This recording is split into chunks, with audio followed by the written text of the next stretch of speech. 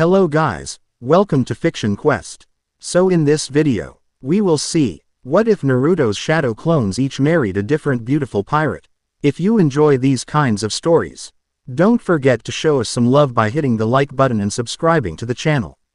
Your support means the world to us. Now, let's start the story. Chapter 1. The Sundered Sky. The world ended in a scream of tearing light.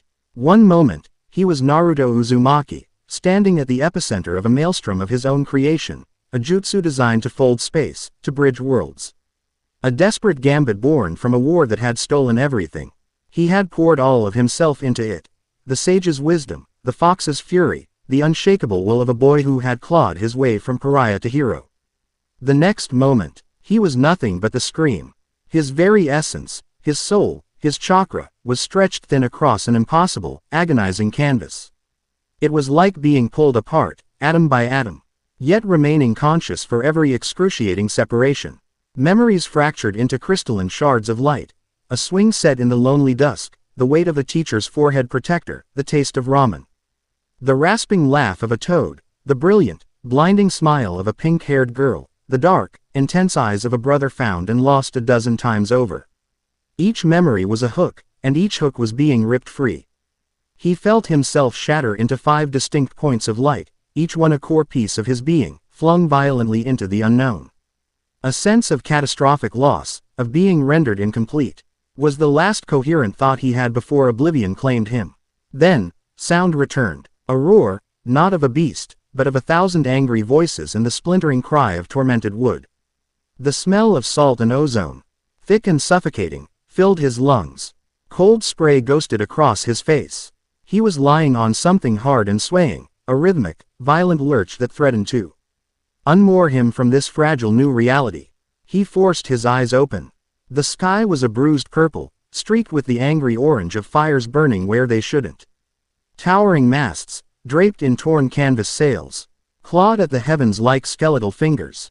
The deck beneath him was a chaotic tapestry of chaos and desperation. Men and women, dressed in a motley collection of leather and linen, swung swords with grim-faced determination. They were pirates, he knew, with an instinct that defied his shattered memory. Their blades met the cold, uniform steel of soldiers clad in immaculate white and gold. Their faces locked in expressions of fanatic zeal. His head throbbed, a dull, hammering pain that resonated with the percussive blast of cannons. A name echoed in the hollow space of his mind. K's. It felt right. It felt like him. But it felt incomplete. He pushed himself up, his muscles screaming in protest. His own clothes were bizarre, tattered black pants and a shredded orange jacket that seemed alien in this world of sea and salt. His gaze swept the deck, trying to make sense of the madness. The pirates were outnumbered, outgunned. Their ship, a vessel with the proud, carved figurehead of a roaring dragon, was beleaguered. Grappling hooks clung to its railings like metallic parasites, and the white and gold soldiers swarmed aboard, a relentless tide. Then he saw her, amidst the whirlwind of combat. She moved with a grace that was both beautiful and terrifying. Her hair was the color of spilled wine, a crimson cascade tied back in a practical but elegant tail that whipped around her as she fought. She wielded a cutlass with an economist's precision, each parry a definitive statement, each riposte a fatal sentence. She was the eye of the storm, the calm, deadly center around which the battle raged. This had to be the captain. A hulking brute of a soldier, his armor gleaming, broke through her guard's defenses and charged her, a massive, two-handed hammer raised high. The captain's eyes, the color of a stormy sea, widened for a fraction of a second. She wouldn't be fast enough. K's didn't think. He acted. His body moved with a familiar, explosive power. He was a blur of orange and black, covering the 20 feet between them in an instant. The soldier's eyes barely had time to register his presence before K's fist slammed into his armored chest. There was a sickening crunch of metal and bone, and the man was launched backward, a human cannonball that cleared the ship's railing and vanished into the churning waves below with a distant splash. Silence fell in a small, perfect circle around him. Pirates and soldiers alike froze, their weapons held aloft, their faces a mixture of shock and disbelief. K's stood over the captain, his breathing even, his knuckles tingling with the ghost of the impact. He looked at his hand, then back at the spot where the soldier had been. A flicker of something, a memory of a similar motion, of fighting to protect someone, danced at the edge of his consciousness before vanishing. The captain stared at him, her sea-green eyes wide. "Who in the seven hells are you?" she breathed, her voice a low, melodic contralto that cut through the din of the battle. Before he could answer, a shout from the crow's nest shattered the momentary lull. "Captain, the Judgment is turning for another broadside." The captain's head snapped towards the enemy vessel. It was a monster, twice the size of their own ship, bristling with cannons. Black smoke poured from its gunports, a prelude to annihilation. Panic began to ripple through her crew. "Brace for impact," she roared, her voice a clarion call of command that steadied their nerves. Kays looked at the massive warship, at the rows of cannons aimed directly at them. He felt a strange energy coiling in the pit of his stomach, warm and powerful. He stretched out his right hand, palm forward. Another instinct, another ghost of a memory. He focused that swirling energy, shaping it, compressing it. A spiraling sphere of brilliant blue light roared to life in his palm, its sound a high-pitched shriek that seemed to tear at the very air. "What is that?" the captain whispered, her eyes fixed on the impossible object in his hand. Kays didn't know the name for it, but he knew what it could do. He leapt onto the ship's railing, his balance perfect despite the violent rocking of the sea. As the enemy ship unleashed its volley, a wave of fire and iron screaming across the water towards them, he thrust his hand forward. Rasengan. The name tore from his throat, a word he didn't know he knew. The blue sphere shot forward, not as a projectile, but as an extension of his will. It met the first cannonball in midair. The resulting explosion was catastrophic. A dome of concussive force erupted outwards, detonating the other cannonballs in a chain reaction of fire and shrapnel. The shockwave hit their ship like a physical blow, sending men tumbling, but the cannonballs themselves never reached them. They were simply erased. Kays landed back on the deck in a crouch, the blue sphere gone from his hand. He was breathing a little harder now. The silence that followed was absolute, broken only by the crackle of distant fires and the groan of wounded timber. Every single person on both ships was staring at him. The soldiers looked terrified. The pirates looked like they had just seen a god. A flash, not a memory, but a feeling. A different self. Cold. The air is sharp, tasting of iron and coal smoke. He is on a ship, but it is not of wood. It is a fortress of black steel. A predator cutting through icy water. Men in heavy furs and iron armor give him a wide berth, their eyes a mixture of fear and reverence.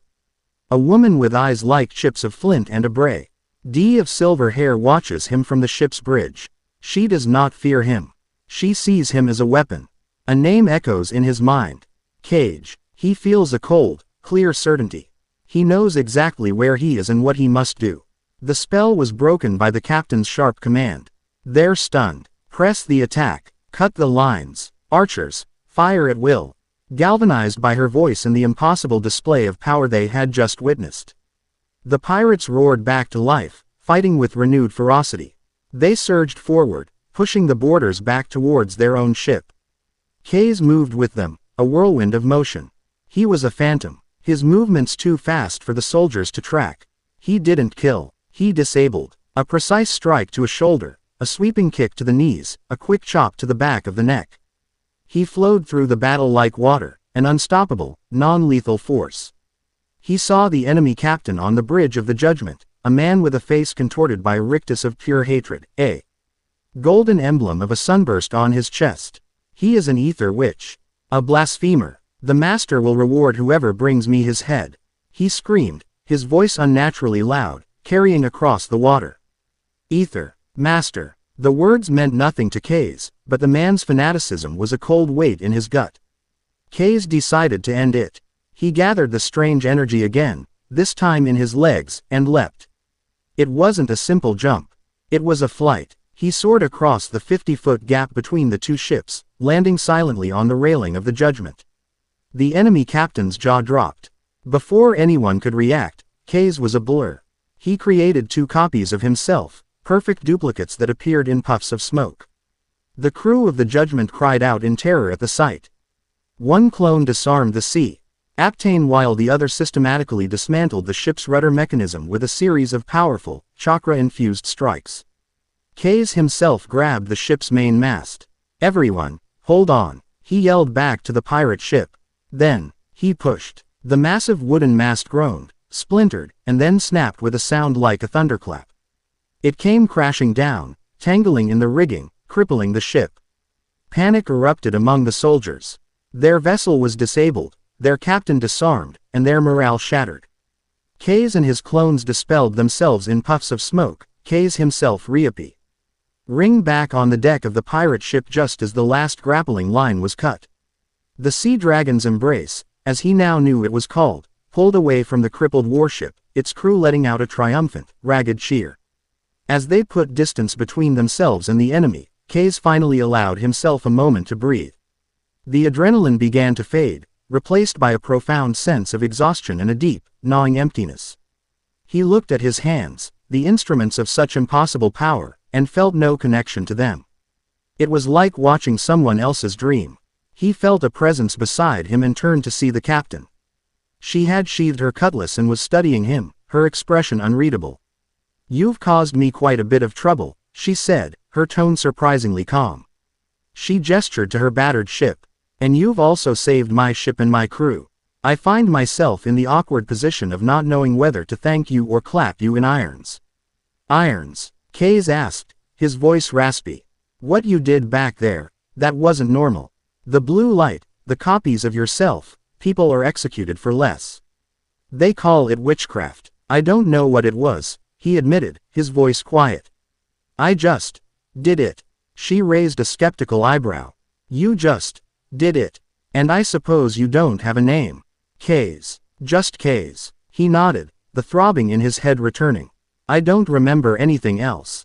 Who I am, where I came from, nothing." The captain's expression softened almost imperceptibly. She had seen the lost and the broken wash up on the shores of the world before, but ever one who could tear a warship apart with his bare hands. "My name is Serafina," she said, "captain of the Sea Dragon's Embrace. And you are on my ship. Which means you are my responsibility, for now." She paused, her gaze sweeping over him, taking in the strange clothes, the sun-kissed hair, the whisker-like marks on his cheeks. "You fight to protect. I saw it. You didn't kill a single one of them. Even when you could have wiped them all out." Kay's looked away, towards the horizon. "It didn't feel right. Honor among thieves is one thing," Serafina mused. "Honor against the World Navy is something else entirely. They wouldn't have shown you the same courtesy. The World Navy, the white and gold fanatics you just humiliated. They serve the sunken god, or so they claim. They believe, the world must be purged by a holy master, and that anyone who sails under their own flag is a heretic worthy of death." She gestured to the open sea. "For people like us, there is no law but our own. The sea is the last bastion of freedom in this world, and they want to burn it all down." A piece of the puzzle clicked into place. He had awoken in the middle of a war, a holy war. And he had instinctively chosen a side. A flash, warmer. The air is thick with the scent of loam and blooming flowers he's never seen before. He is in a forest, a jungle so vibrant it hurts the eyes. Towering trees with bioluminescent fungi cast an ethereal glow. Strange, beautiful creatures watch him from the canopy. He feels a deep, resonant power thrumming through the ground beneath his bare feet, a wild, untamed energy that mirrors the red-hot fury coiled in his gut. A woman with skin like polished mahogany and eyes the color of jade, carrying a spear carved from living wood, steps out from behind a waterfall. She does not see a man. She sees a spirit of the forest. A name whispers on the wind. Nami. He feels a powerful urge to protect this place, to guard it with his life. The next few hours were a blur of activity. Kay's helped the crew where he could, his clones reappearing to hoist broken spars, patch the hull, and tend to the wounded. He learned quickly that the pirates of the Sea Dragon's Embrace were not the monsters of storybooks. They were a family, a collection of outcasts and runaways who had found a home under Serafina's command. There was Gavroche, the grizzled old first mate with a story for every scar, Alara. The quiet, unnerving navigator who seemed to read the stars in the middle of the day, and Finn, a boy no older than Kay's looked, who served as the ship's cook and surgeon's assistant. They treated him with a mixture of awe and fear. They called him the storm hand, and gave him a wide berth, but their eyes held a newfound hope. Serafina had put the word out that he was under her protection. And that was law on the Embrace. Later, as the bruised sky deepened into the velvet black of night, Serafina found him standing at the prow, staring out at the endless expanse of water. The ship limped along, its pace slow but steady. "The men are calling you a gift from the sea gods," she said, leaning against the railing beside him. "I don't feel like a gift," Kays replied, his voice heavy with a weariness that went beyond the physical. He felt a profound loneliness, a sense of being a fragment of a greater whole. He felt phantom pains, echoes of emotions that weren't his own. A flash of cold calculation. A surge of protective rage. A spark of mischievous glee. A wave of serene calm. It was disorienting, like hearing 4 other conversations in his head, all muffled by static. "What do you feel?" Serafina asked, her voice gentle. "Incomplete," he said, the word tasting like ash. "I feel like I'm missing pieces of myself. Like there are others out there, just like me. I have to find them." Serafina was silent for a long moment, watching the phosphorescent creatures that danced in the ship's wake. "This is a big world, Kays. The grand ocean is vast and unforgiving. Finding anyone, let alone people who might not even exist, is a fool's errand. But I have to try." The certainty in his voice was absolute. It was the one thing, besides his name, that felt entirely his own. It was a promise, a mission. She turned to face him fully, the moonlight catching the silver threads in her crimson hair. "You saved us today, all of us. I owe you a debt. My ship is damaged, and my coffers are light, but I have something else to offer." She paused, her gaze unwavering. "I will help you. The Sea Dragon's Embrace will take you wherever you need to go. We'll chase down every rumor, shake down every information broker from the Sunstone Archipelago to the Serpent's Teeth. In return, I ask for one thing." "What?" "Lend me your storm," she said, a faint smile playing on her lips. "Lend me your power. Be my guardian, my ace in the hole against the Navy and any other scum who would see us at the bottom of the sea. Sail with me, fight with me." It was an alliance, a pact, a new beginning forged in the wreckage of his forgotten past. He looked at her, at the fierce determination in her eyes, the quiet strength in her posture. He had no memories, no home, no past. But in this moment, on the deck of this broken ship, under a sky of alien stars, he had a purpose. "All right," Kays said, a genuine smile gracing his own lips for the first time.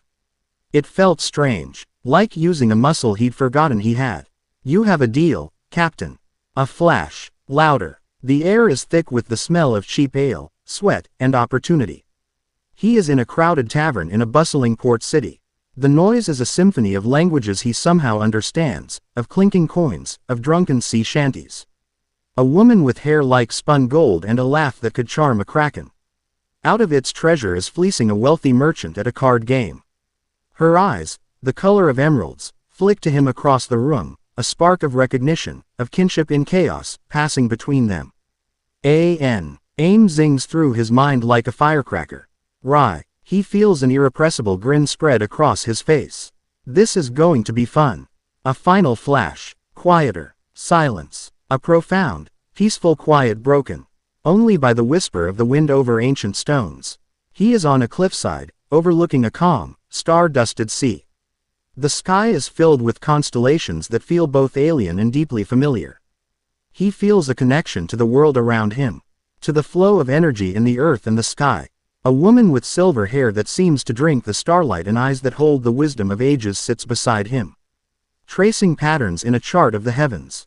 She doesn't speak. She doesn't need to. They are two souls on the same quest, searching for something lost. A name settles in his heart like a falling leaf.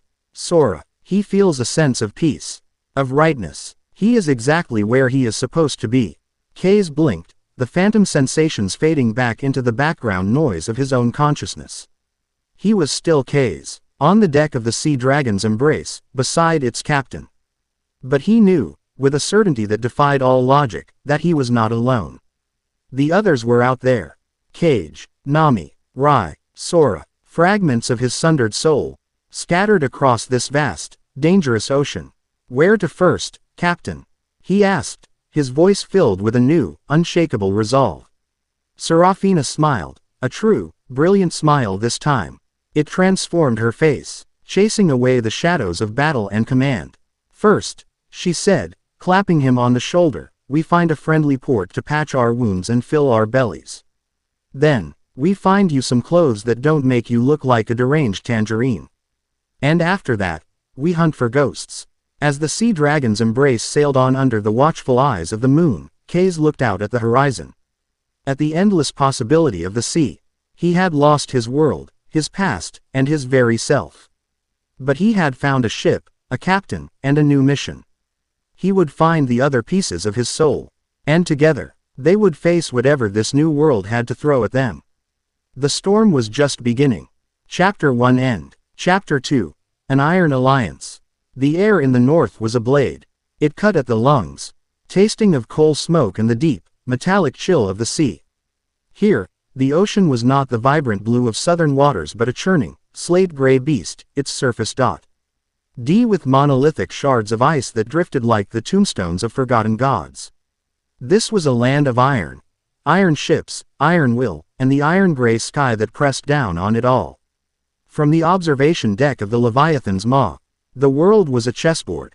Cage stood before a vast table carved with the topographical map of the northern archipelago, his fingers tracing the intricate lines of fjords and straits.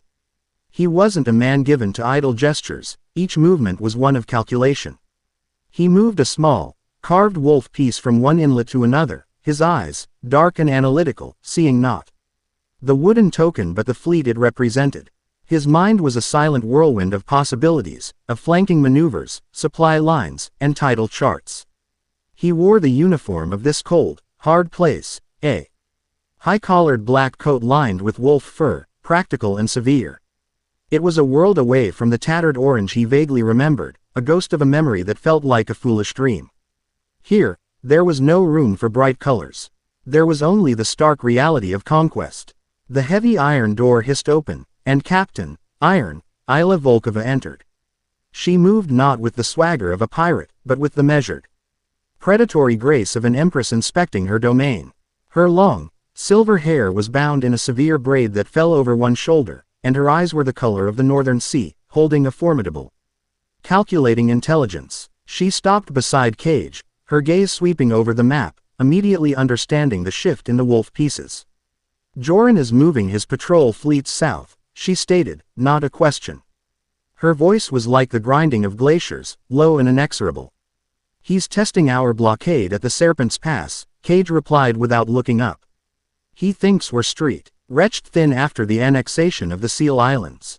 He is predictable, and you have accounted for this predictability." Isla's tone was a challenge, a constant test she applied to everyone and everything in her orbit.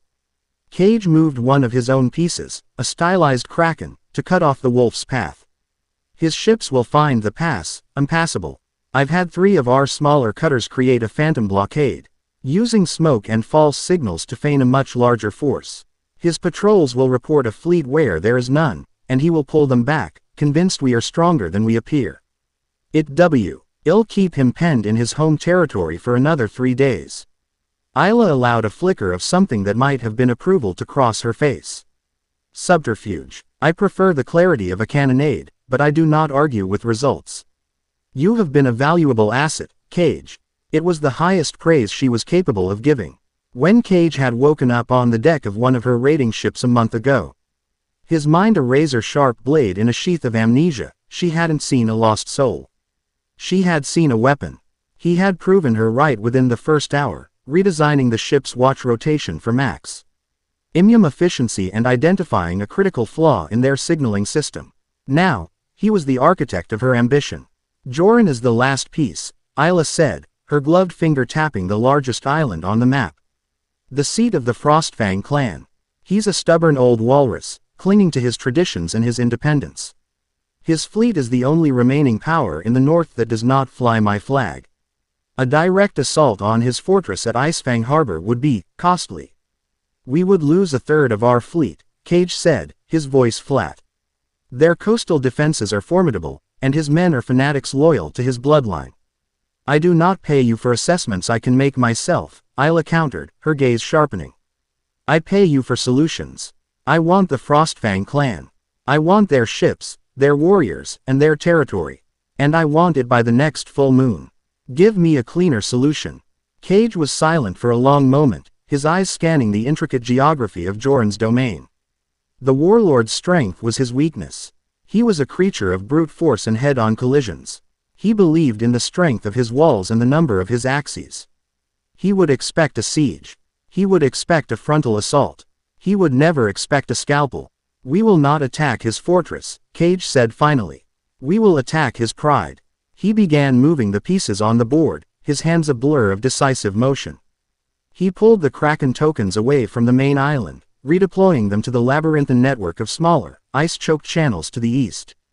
Joran's power comes from his fleet. Without it, he is just an old man in a cold castle. We will not destroy his ships. We will steal them. Isla raised an eyebrow. Steal an entire fleet. We will render it useless to him, Cage clarified.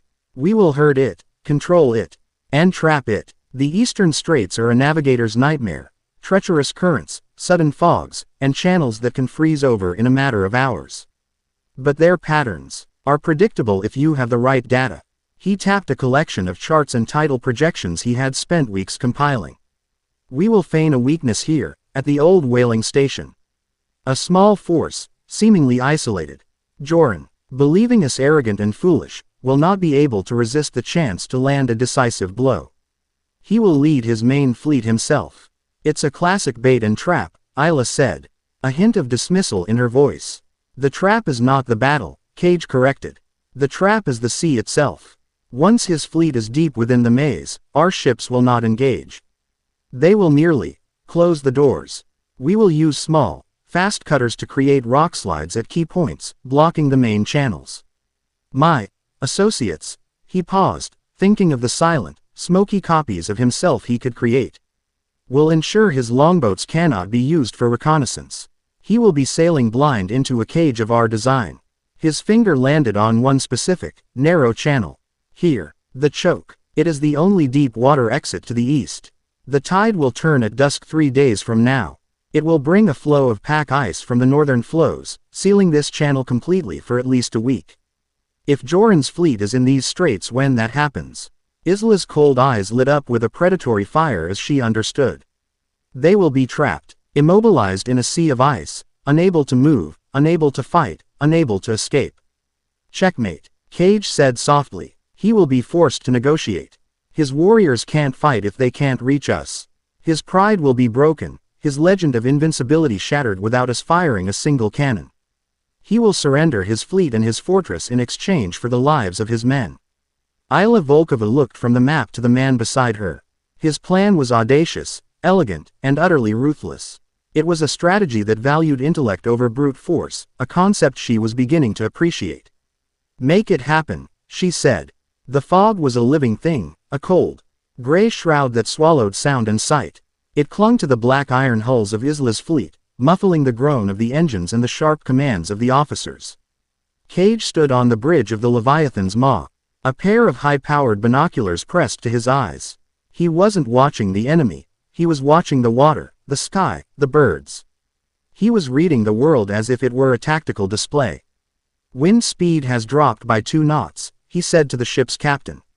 The fog will thicken for another hour before the currents shift it. Tell the Wolf Pack Squadron to begin Phase 1.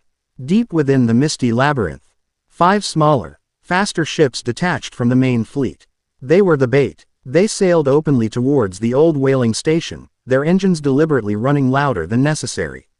Miles away, aboard his flagship, the icebreaker, Warlord Joran laughed, a booming sound that echoed across his own bridge.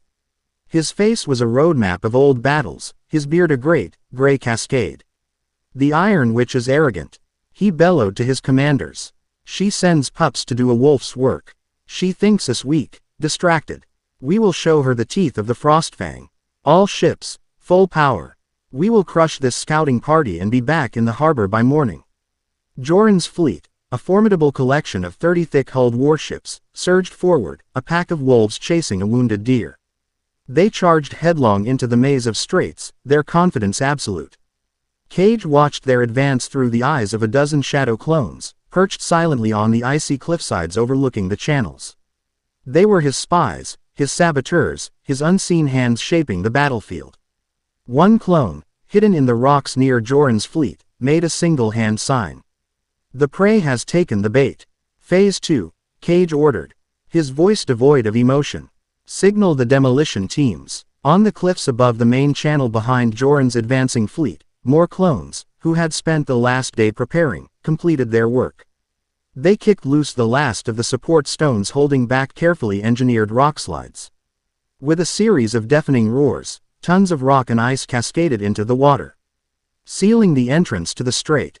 Joran's path of retreat was gone.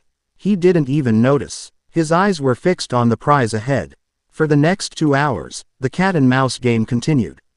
Isla's smaller ships led Joran's fleet deeper and deeper into the maze, always staying just out of cannon range.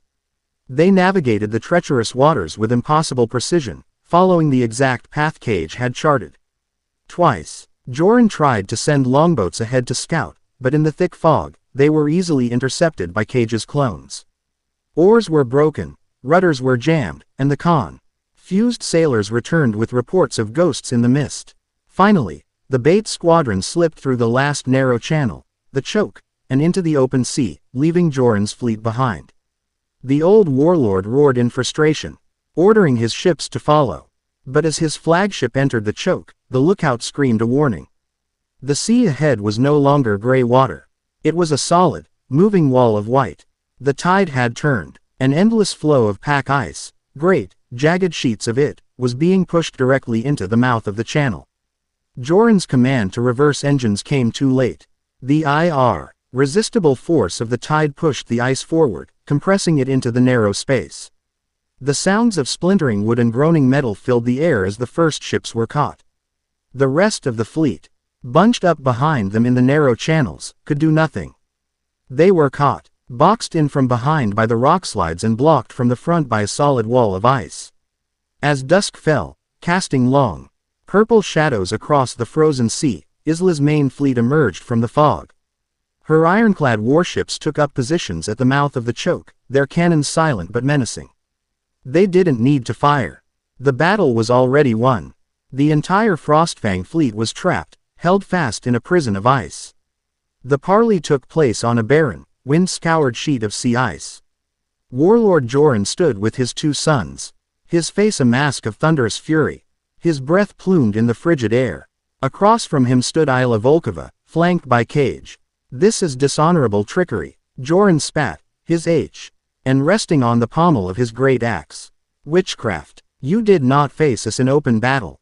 "Open battle is a tool for fools who enjoy burying their own men," Isla replied, her voice cutting through the wind. "I prefer victory. Your fleet is trapped. In a week, the ice may clear, but my cannons will still be here. Your men will freeze or starve. Your choice." Joran's gaze shifted to Cage, the silent, black-clad figure beside Isla. He had heard the reports from his men, of a single man appearing in multiple places at once, of whispers in the fog. "And you," he snarled. "You were the architect of this coward's gambit." Cage met his gaze without flinching. "The terrain was the weapon. Your own predictability was the ammunition. I merely pulled the trigger." The old warlord's face cycled through a storm of emotions, rage, humiliation, and finally, the bitter understanding of defeat. He looked past Isla's ships to the horizon, where his own fleet lay trapped and helpless. He had lost his legacy, his clan's pride, shattered without a single one of his warriors raising an axe in battle. He finally looked back at Isla, his shoulders slumping. "What are your terms?" "Unconditional," Isla said, her voice like iron. "Your fleet is mine. Your lands are mine. Your warriors will swear allegiance to me. You will kneel, Joran Frostfang, and you will be the last warlord of the North." Joran's hand tightened on his axe, his knuckles white. For a moment, it seemed he would choose death. Then he let out a long, ragged breath of defeat and slowly, stiffly, sank to one knee on the ice. The northern archipelago was united. Later that night, back in the warmth of the war room aboard the Leviathan's maw, Isla poured 2 glasses of a dark, potent spirit. She handed one to Cage. It was a gesture of unprecedented equality. "To a clean victory," she said, raising her glass. Cage accepted it, the liquid sending a welcome fire through his veins. To efficiency. They stood in silence for a moment. The newly expanded map of their now unified territory laid out before them.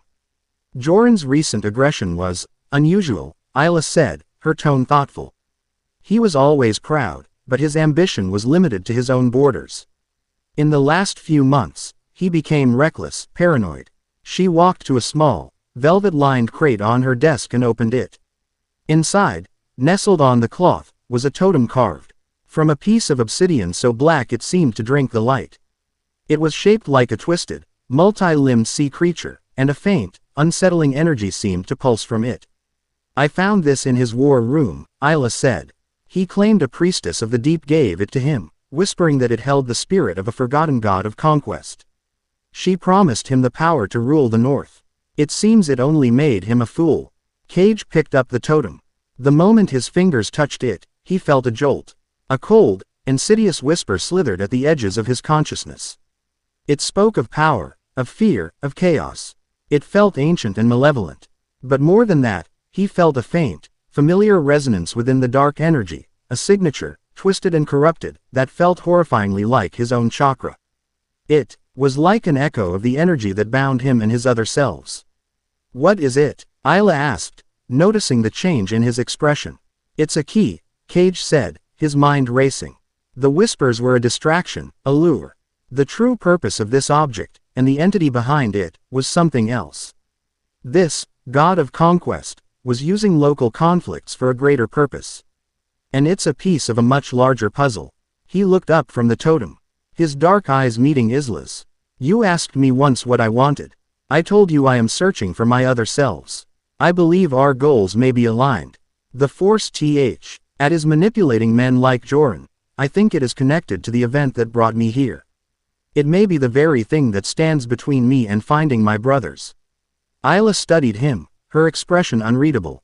A lost tactician looking for his family was a useful tool. A man fighting a shadow war against a whispering god was something else entirely. He was more dangerous, and infinitely more valuable. Then we will hunt this god together, she said, a new, grander ambition dawning in her eyes. Let it whisper. We will answer with iron and fire. Cage placed the totem back in its box, the cold whispers fading. He was Cage, the strategist, a fragment of a whole. But for the first time, he felt the faint outline of a true purpose taking shape. His path was not just one of conquest, but of discovery. And it was leading him into the heart of a war far greater than the one for the North. Chapter 2 End. Chapter 3. The Guardian and the Reef. The air on Ohana tasted of life. It was a sweet, heavy perfume of unknown blossoms, damp earth, and the clean salt of a gentle sea. Here, the world was not a canvas of gray iron or bruised twilight, but an explosion of impossible color. Bioluminescent moss pulsed with a soft, turquoise light in the twilight, and the trees were ancient titans draped in vines that dripped with morning dew. Nami felt the island breathe. It was a sensation he hadn't known he was capable of, a deep, thrumming hum that resonated with the massive, life-giving energy coiled in his gut. The Nine Tails chakra, once a source of rage and fear, felt different here. It felt understood. It recognized the wild, untamed power of the island, and the island, in turn, seemed to recognize it back. He had woken on its shores a month prior, a giant washed in by the tide, his mind a quiet ocean with only one point of land, the name Nami. The island's people, the Kai, had found him. They were tall and lithe, with skin the color of rich mahogany and intricate tattoos that mirrored the patterns of coral and ferns. They had not seen a monster or a threat.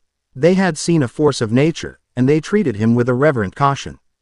His hands, which felt like they were made for breaking things, were now learning to mend. He sat beside Marakai, the island's spiritual leader and fiercest warrior, on the shore of the central lagoon. Before them floated the Guardian, a ship that was not built, but grown. Its hull was a seamless, pearl-white material like hardened coral, and its mast was a single, living tree, its canopy of broad leaves acting as a sail that caught the wind with a will of its own. It feels sad, Nami said, his voice a low rumble that always sounded strange to his own ears. He placed a hand on the living hull, where a deep gash from a reef strike marred its surface. He could feel the ship's slow, sluggish pain. Mara nodded, her jade-green eyes focused and serene. She held a poultice of glowing moss and crushed herbs. It is a wound like any other. It requires patience and care. She began to apply the mixture to the gash, and as she did, she sang. It was a low, melodic chant, a language of clicks and soft vowels that seemed to coax the very air to stillness. Nami closed his eyes and focused. He channeled a sliver of the warm, orange energy from his core, letting it flow from his palm into the ship's hull. It wasn't a jutsu, it was simpler, more intuitive. He was sharing his life force, offering it to the wounded vessel. Beside him, Mara's song swelled, her voice intertwining with his energy. The edges of the gash began to glow with a faint golden light. And the pearl-white material slowly, miraculously, began to knit itself back together. Mara stopped singing, a small, genuine smile gracing her lips. Your spirit is strong, Nami. It speaks the same language as the reef heart. The reef heart was the center of the island, the source of its vibrant life. Mara had explained that it wasn't a thing, but a consciousness, a network of energy that connected every plant, animal, and person on Ohana. Nami felt a kinship with it, a sense of belonging that soothed the constant, dull ache of his own incompleteness. Here, surrounded by so much life, he felt a little less like a fragment. Suddenly, a horn blast, sharp and desperate, echoed from the main village on the far side of the lagoon. It was a sound Nami had never heard before, a sound that spoke of imminent doom. Mara was on her feet in an instant, her serenity replaced by a warrior's sharp focus. She grabbed her spear, a magnificent weapon carved from the heartwood of an iron tree, and sprinted towards the path leading to the village. Nami was right behind her, his larger strides easily keeping pace. The calm he had felt moments before was gone, replaced by a cold, familiar dread. They burst through the tree line to a scene of chaos. The village, a collection of beautiful, open-air structures woven into the trees, was under attack. But it wasn't by men. A tur had risen from the deep, a monstrous crustacean the size of a house, its shell a jagged landscape of rock and coral, its claws powerful enough to shear through the trunk of a tree. It moved with a terrifying, unnatural speed, its multifaceted eyes burning with a rabid, red light.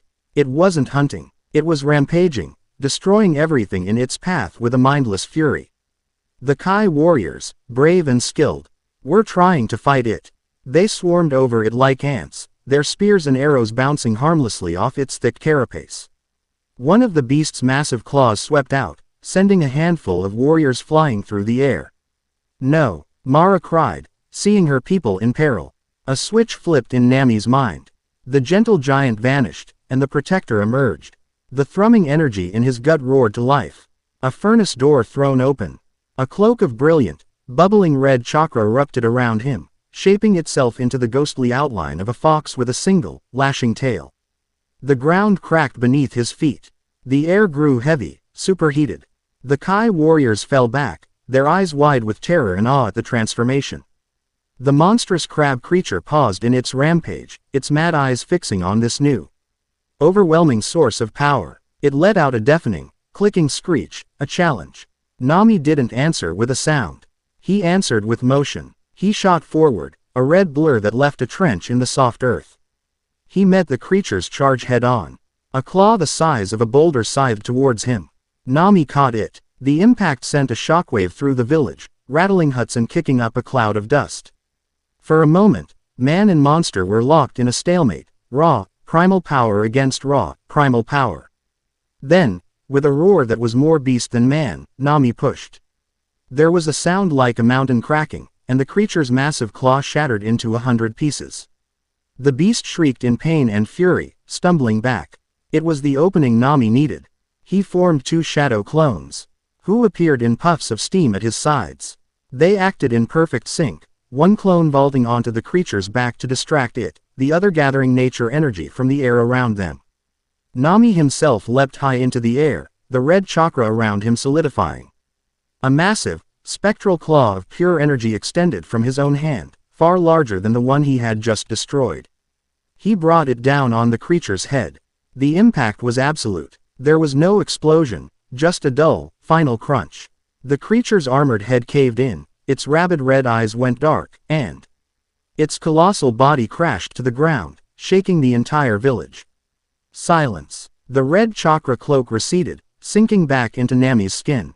He stood over the dead monster, his breathing heavy, the primal fury slowly draining away, leaving him feeling hollowed out.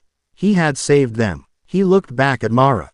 She was staring at him, her expression a complex mixture of gratitude, relief, and a deep, unsettling fear of the sheer, untamed power she had just witnessed. The victory was short-lived. 2 days later, as the Kai were still repairing the damage, a new threat appeared on the horizon. It was a fleet. 5 ships, their hulls black and scarred, their sails the color of dried blood. They flew no flag but the one of fear. On the lead ship, men could be seen cracking whips, their laughter carrying faintly across the water. Slavers. Nami stood with Mara on the high cliffs overlooking the sea. His fists were clenched so tightly his knuckles were white. He had seen this evil before, in a life he couldn't quite remember. He knew the calculated cruelty of men who saw others as property. They cannot land, Mara said, her voice a low, grim whisper. The Kai will never be chained. They won't get the chance, Nami growled.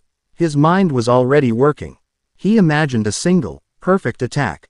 He would gather the wind, shape it into 1,000 microscopic blades, and unleash it. The Recentrican. He could feel the power of it itching in his palm. He could wipe that fleet from the face of the ocean in a single, devastating blow. No survivors. No threat. The problem would be eliminated. He took a step forward, his chakra already beginning to churn. A hand on his arm stopped him. It was Mara's. Her grip was firm, her eyes pleading. No, she said softly. Nami stared at her, confused. They're slavers, Mara. They are a poison. The only way to deal with poison is to burn it out. And what would that make us? She asked, her voice steady despite the horror on the horizon. If we answer their cruelty with annihilation, we poison ourselves. We poison the reef heart. This is our home, Nami. Its spirit is one of life and balance, not of absolute destruction. We defend. We do not slaughter. Nami felt a surge of frustration. That is a weakness. Leaving them alive means they can come back, they can hurt someone else. It's a fool's choice. His voice was louder than he intended, echoing the roar of the fox within him. Is it? Mara countered, unflinching. Or is it a strength?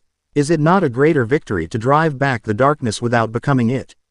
What would you be protecting if, in the end, you turned this island into a graveyard haunted by its monstrous protector? Her words hit him harder than any physical blow. A monstrous protector. Was that what he was? A weapon to be pointed. A beast to be unleashed. He looked down at his own hands, at the devastating power they contained. He thought of the unthinking rage he'd felt fighting the sea creature. He wanted to protect these people, this place, with every fiber of his being. But what if his very nature, the core of his power, was a threat to the peace he sought to preserve? He looked from Mara's resolute face to the approaching ships, and a terrible conflict warred within him. His shinobi instincts, the fragmented memories of a life of kill or be killed, screamed at him to end the threat decisively. But the peace he had found on Ohana, the sense of balance he had learned from Mara and the reef heart, urged him towards a different path. Then what do we do? He asked, his voice ragged with internal strife. They will not simply leave if we ask them nicely. No, Mara agreed, her eyes hardening as she looked to the sea. So we will convince them to leave. We will use the island, my knowledge, and your power. Together. The plan was a dance of subtlety and force. Nami created dozens of shadow clones. They slipped into the water like phantoms, their task not to fight, but to sabotage. Under Mara's direction, they guided schools of venomous fish towards the ships, used their chakra to agitate the fire coral near the hulls, and silently cut anchor lines, sending ships drifting towards treacherous, hidden reefs. Mara, meanwhile, coordinated the Kai warriors. They didn't mass for a head-on battle on the beach. They became extensions of the jungle, setting traps, using blowguns with fast-acting paralytic darts, and creating illusions with polished shells and sunlight to make their numbers seem far greater than they were. The slavers, expecting a simple smash and grab against primitive islanders, were befuddled. Their ships were being harassed by the sea itself. Their landing parties were being picked off by unseen assailants in a jungle that seemed actively hostile. Their morale began to fray. Their leader, a brutish man named Korg with a face like a collapsed rock pile, was not so easily deterred. He ordered his men to press forward, to burn the jungle if they had to. He led a large contingent himself, pushing towards the heart of the island, the central lagoon where the reef heart was strongest. He found Mara and Nami waiting for him on the shore. Last chance, little island witch, Korg sneered, his men fanning out behind him.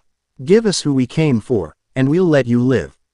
This island gives nothing to those who come with hate in their hearts, Mara replied, raising her spear.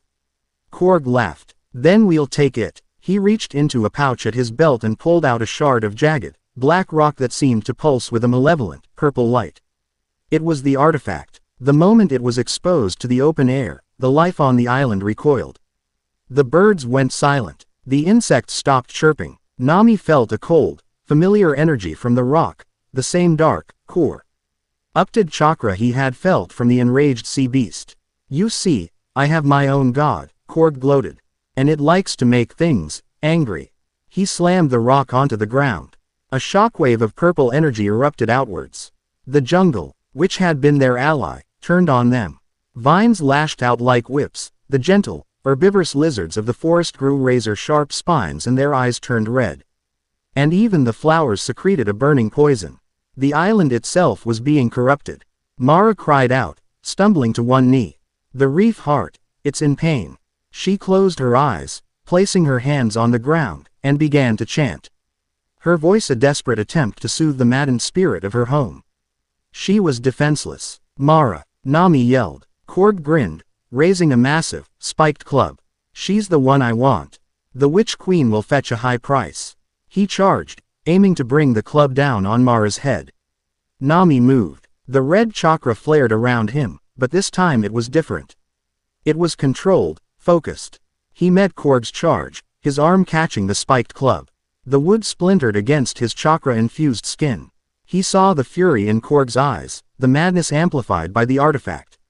But looking past him, Nami saw Mara. Vulnerable, fighting for the soul of her home.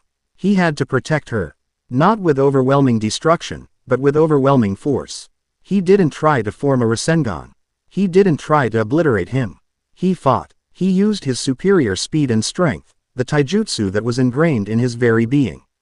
Every one of Korg's brutal, powerful swings was met with a precise block, a deft parry.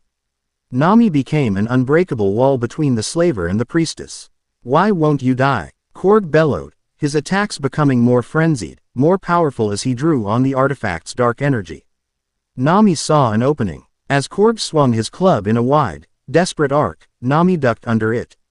He didn't strike the man. He struck the artifact still clutched in his other hand. He poured a concentrated burst of pure, positive life force chakra into his fist and slammed it into the pulsing black rock. The result was instantaneous. The artifact, unable to contain the pure, vital energy, shattered with a piercing scream.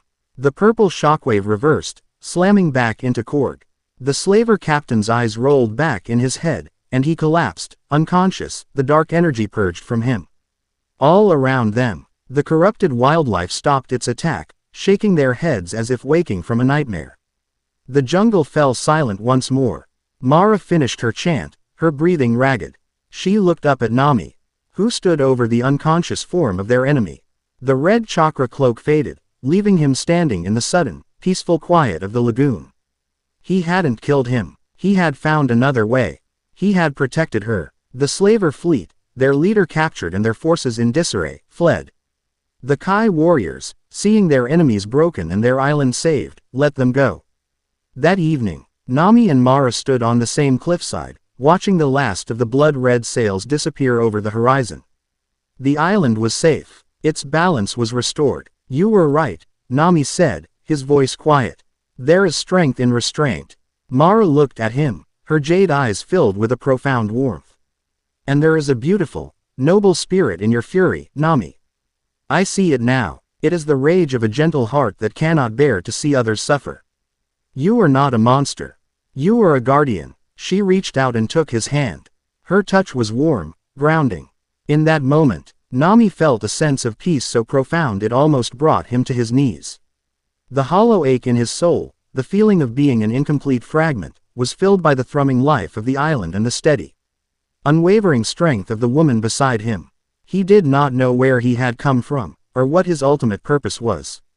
But he knew, with absolute certainty, that he was home.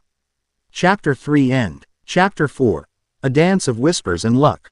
The city of Port Royal was a beautiful lie. From the sea, it was a jewel of whitewashed villas and terracotta roofs, a civilized paradise nestled in a turquoise bay. Up close, it was a glorious, chaotic mess, a city that ran on a potent fuel of rum, ambition, and secrets. And at the heart of that mess, in a tavern called the Gilded Kraken, Rai was having the time of his life. He sat across from Lady Luck, Lyra, a woman whose hair was the color of freshly minted gold coins and whose smile was more valuable than any of them. She was currently watching, with amusement, as one of Ray's shadow clones, disguised as a bumbling old man, was masterfully cheating a notoriously corrupt port official at a game of dice. Every time the official was about to catch on, the real Rai, from across the room, would subtly use his wind-natured chakra to nudge the dice in the clone's favor. "You're going to get us thrown in a cell," Lyra murmured into her tankard, though her emerald eyes danced with mirth. "Nah," Rai grinned, leaning back in his chair with a confidence that bordered on insanity. "The key is controlled chaos. They can't arrest you if they're too busy trying to figure out how their own boots got tied together." He waggled his fingers, and across the room, the port official stumbled face first into a tray of drinks, his shoelaces now intricately knotted. Lyra let out a genuine laugh, a sound like wind chimes in a summer breeze. It was a rare and precious thing, for a woman who traded in secrets and dealt with the most dangerous people in the Grand Ocean. Trust was a currency she refused to spend. Rai had spent the last month trying to earn a single coin of it. He'd found her, or rather, she'd found him, after he'd single-handedly caused a riot at a naval auction by replacing the prize jewel with a perfectly sculpted, glittering potato. She'd appreciated the artistry. Their partnership was a whirlwind of heists, treasure hunts, and narrow escapes, all built on a foundation of witty banter and playful one-upmanship. He was the unstoppable force of chaos, she was the impossibly clever object that directed it. "All right, you've had your fun," she said, her smile fading into a more business-like expression. She slid a worn parchment across the sticky table. "I have a new job. A big one." Ray's clone at the other table vanished in a puff of smoke, leaving the port official sputtering in a puddle of rum with a pile of winnings he hadn't earned. Rai leaned forward, his blue eyes bright with interest. Bigger than the singing sapphire of San Cristobal. "The sapphire was a child's toy," Lyra said, her voice dropping. "This is the real thing. The Mariner's Wrath. It's not a treasure map, it's the treasure map. The one that supposedly leads to the graveyard of the First Fleet, where the gods themselves sunk a navy carrying the world's riches." Rai let out a low whistle. "Sounds profitable. And probably deadly." "It is. And it's here, in Port Royal." She tapped the parchment. On it was a detailed sketch of an opulent, fortress-like mansion perched on the cliffs overlooking the city. "It's in the private vault of Governor Marius Thorn." Ray's grin widened. "The thorn in everyone's side. The man who supposedly has pressure plates in his bathroom and poison darts in his salt shakers." "That guy. The very same," Lyra confirmed. "He bought the chart at a black market auction last year. No one has seen it since. Security is absolute." "Absolute is my favorite kind of challenge," Rai declared. "So what's the plan? Sneak in disguised as potted plants. Create a diversion by convincing the entire city the Kraken has returned and wants to learn ballet." Lyra's lips twitched. "Close. The governor is hosting his annual midsummer masquerade ball in 3 nights. The entire city's elite will be there. Security will be focused on the guests, not the architecture. That's our window." She looked at him, her expression turning serious. "But Rai, this isn't one of our usual pranks. Thorn is ruthless. If we get caught, he won't throw us in a cell. He'll make us disappear." Ray's smile didn't falter, but a new intensity entered his eyes. He understood the stakes, but beneath his jester-like exterior was a core of unshakable loyalty, a piece of the original Naruto that would never fade. He looked at Lyra, at the flick of old fear in her eyes that she tried so hard to hide. She'd been betrayed before, he'd pieced that much together. Someone had left her for dead on a job just like this one. Then we won't get caught, he said, his voice quiet but firm. I've got your back, Lyra. Always. For a moment, the mask of the whimsical treasure hunter slipped, and she looked at him with a raw vulnerability that stole his breath. Then it was gone, replaced by her usual wry confidence. Good, she said, pushing herself away from the table. Because you're going to be the main attraction. 3 nights later, the grounds of Governor Thorne's estate were a symphony of opulence. Lanterns like captured stars hung from exotic trees, and music from a string quartet drifted through the warm night air. Lyra moved through the crowd with the effortless grace of a shark, her face hidden behind an ornate silver mask shaped like a fox. Her gown was the color of midnight, allowing her to blend with the shadows, a ghost at the feast. She had a single task. Reach the master study on the 2nd floor and disable the arcane lock on the vault door. The lock was keyed to the governor's unique ether signature. She couldn't break it, but the schematics she'd acquired showed a small, hidden panel that could temporarily neutralize it for exactly 60 seconds. As she slipped past a pair of guards, a sudden commotion erupted from the grand entrance. The music stuttered to a halt. All heads turned. A figure stood there, bathed in the light of the grand chandelier. He wore a tuxedo that was impeccably tailored but colored a brilliant, unapologetic orange. His mask was a swirl of black and white, reminiscent of a whirlpool. It was Rai. He struck a dramatic pose. Apologies for my tardiness, esteemed members of the landed gentry, he announced, his voice magically amplified to carry across the entire ballroom. My invitation must have been eaten by a particularly ambitious sea slug. But fear not, for I have arrived to provide the evening's true entertainment. Before the guards could react, 100 puffs of smoke exploded throughout the ballroom, gardens, and hallways. 100 identical, orange tuxedoed Rais appeared. The guests screamed, a mixture of terror and confusion. The Rai clones sprang into action. They didn't attack anyone. Instead, they launched into the most bizarre, chaotic performance imaginable. Some started juggling priceless vases. Others formed a barbershop quartet and began singing a bawdy sea shanty. A group on the balcony began a synchronized swimming routine on the dry land. It was an absolute masterpiece of weaponized nonsense. The governor, a severe-looking man with cold, calculating eyes, appeared on the grand staircase. Guards, seize them all. The guards charged, but it was like trying to catch water. The clones were too fast, too agile, leading them on a merry chase through the mansion, toppling ice sculptures and swinging from chandeliers. The chaos was the perfect cover. Lyra used the pandemonium to slip unseen up the staircase and down the corridor to the governor's study. The door was locked, but it was a simple mechanical tumbler, and her nimble fingers made short work of it. Inside, the room was a monument to paranoia. The walls were lined with books, but Lyra knew from the schematics that behind them was a layer of reinforced steel. She found the hidden panel beside the grand, imposing vault door and got to work.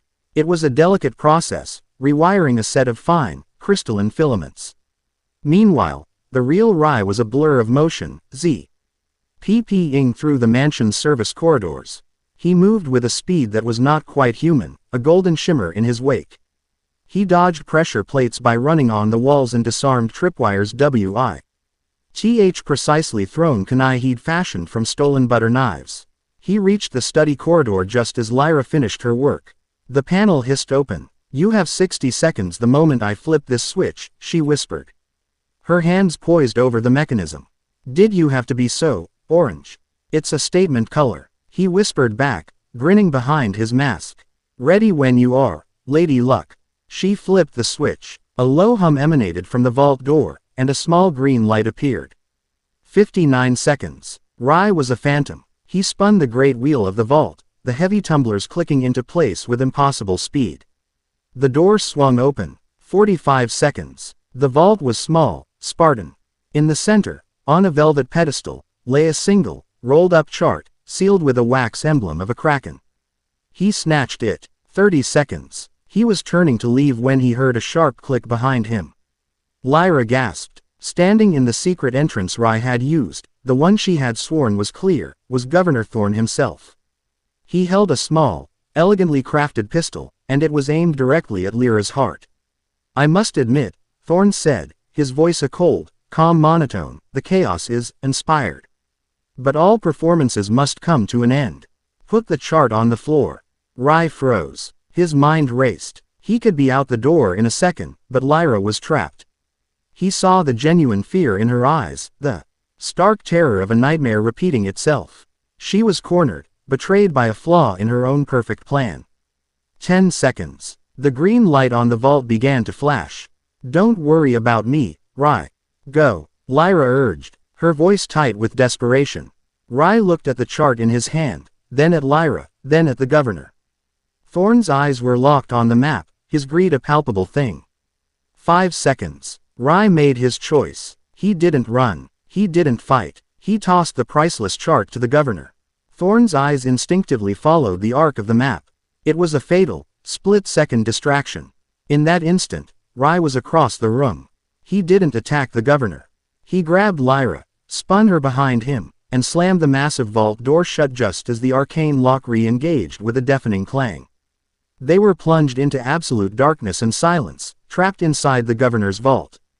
The governor was outside, with the map. They had failed. For a long moment, the only sound was their own breathing. That was monumentally stupid, Lyra said, her voice shaky. We're trapped. He has the map. We lost. Did we? Ray's voice was surprisingly calm in the dark. A small, warm light bloomed in his hand, a tiny, perfectly controlled ball of chakra. In its soft glow, he held up his other hand. In it was a rolled-up chart, sealed with a wax emblem of a kraken. Lyra stared at it, then at him, her mind struggling to comprehend. But, how? Clone, Rai said simply, with a triumphant grin. Made one right before I entered the vault. The one I tossed the governor was just a blank piece of parchment my clone had rolled up to look identical.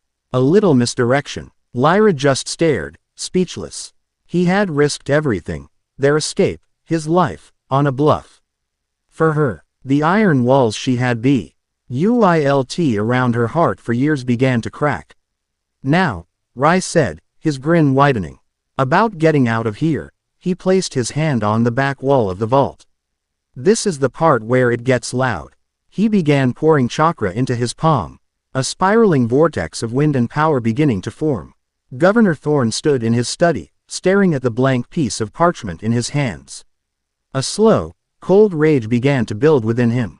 He was about to order his guards to blast the vault open when a new sound reached his ears. A high-pitched, tearing shriek from within the vault itself. Boom! The back wall of the vault, 2 feet of solid steel, exploded outwards into the night air. Rai leapt from the gaping hole, Lyra held securely in his arms, and landed on the rooftop below just as the loss of his clones downstairs vanished in a final, collective puff of smoke. They raced across the moonlit roofs of Port Royal, the alarms of the mansion blaring behind them. They reached the harbor and her ship, the Whisper, a sleek, dark vessel that looked like it was carved from a shadow. As they cast off, leaving the shouting guards and the chaos of the city behind, Lyra finally allowed herself to breathe. Under the soft light of the ship's cabin, she unrolled the chart. Her breath caught in her throat. It was beautifully rendered, a work of art. But it wasn't a map to the graveyard of the First Fleet. There were no treasure troves marked, no channels to mountains of gold. It was a nautical chart of a vast, empty expanse of the Grand Ocean. And in the very center was a single, ominous symbol, a 5-pointed star surrounded by a serpent eating its own tail. It pulsed with a faint, malevolent energy that made the hairs on her arms stand up. This isn't a treasure map, she whispered, a dawning horror on her face. It's a warning, or a key. Rai looked at the strange symbol, a feeling of deep unease settling in his gut. What is it? He asked. Lyra looked up at him, her emerald eyes filled with a fear he had never seen before. My old partner. The one who betrayed me, he was obsessed with a legend. The legend of the 5 seals that bind a whispering god. He said that whoever broke the seals could claim its power. Quote. Her gaze dropped back to the unsettling star on the map. This is the symbol of the first seal. The pieces clicked into place with sickening clarity. The job, the chart, the governor's obsession. Back in his ruined study, Governor Marius Thorne was not raging. He knelt before a small, dark altar hidden behind a bookshelf. On it was a twisted obsidian totem, identical to the one Isla Volkova had found in the north. He smiled, a chilling, fanatic's grin. "They have the chart, my master," he whispered to the shadows. "They believe they have stolen from me. They do not know they are merely delivering the key. Your path is being cleared. The first seal will be broken by the hands of the greedy and the foolish, and the world will not know what is coming until it is already screaming your name." Aboard the Whisper, sailing into the darkness, Rai and Lyra looked at the map, then at each other. They had won the heist, but in doing so, they may have become unwilling pawns in a terrifying game, a game whose rules they were only just beginning to understand. Chapter 4 End. Chapter 5. Echoes of a Fallen Star. The silence was the first thing you noticed. It was a deep, profound absence of sound that felt fundamentally wrong for a place that should have been teeming with life. There was no cry of seabirds, no chatter of insects, no rustle of wind through palm fronds. There was only the funereal lapping of listless, gray water against the hull of the celestial drifter. Sora stood at the prow of the ship, his eyes closed. He was not looking at the silent archipelago. He was feeling it. It was a sensation he had come to understand as his own unique gift, a quiet echo of a sage's power he couldn't fully remember learning. He could feel the flow of the world's energy, the ether, as Alara called it, and here, that flow was sick. It was sluggish, weak, and being drawn inexorably towards a single point, like water spiraling down a drain. The entire chain of islands felt like a body slowly bleeding out. "We are here," a quiet voice said from beside him. Alara was not a woman of wasted words. She stood with a poised stillness, her silver hair seeming to absorb the bleak, colorless light of the sky. Her eyes, the color of a twilight sky, were fixed on a complex instrument of brass and crystal that whirred softly in her hands. It was her astrolabe, a device that measured not just the position of the stars, but the currents of ether that flowed between them and the world below. "The celestial alignment is broken," she murmured, her brow furrowed. "The constellations above are screaming, but the islands are not listening. It is as I feared." Sora opened his eyes, the orange pigment of his sage mode already bleeding around them. "The life force is being siphoned away." Alara, deliberately. Alara lowered the astrolabe, her gaze turning to her own hands.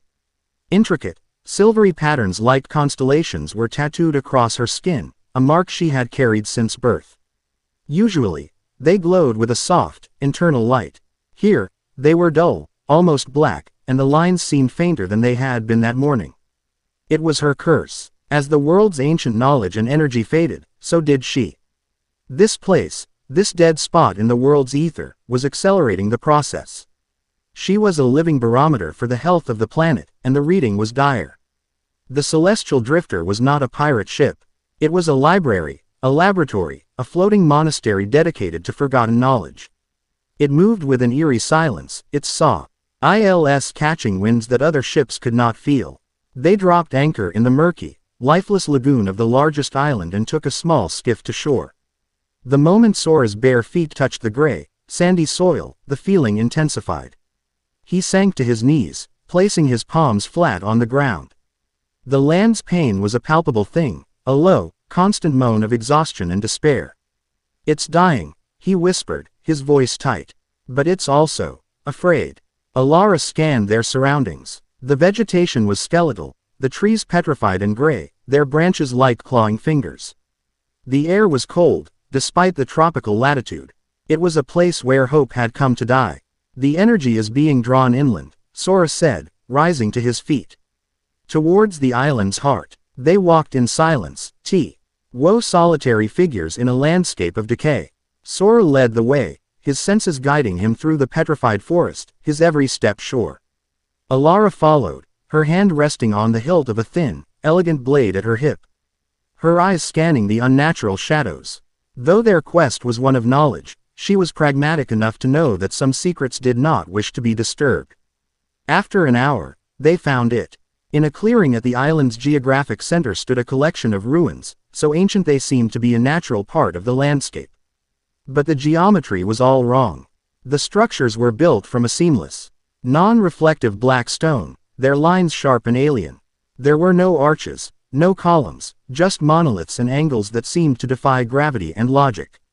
This architecture, Alara breathed, running her fingers over the strange, cold stone. It is not of any known culture. It is older, far older. At the center of the ruins was a wide, circular chamber, open to the sky. Its walls were covered in a series of vast, intricate murals, carved with a precision that seemed impossible. They were faded and worn, but the story they told was terrifyingly clear.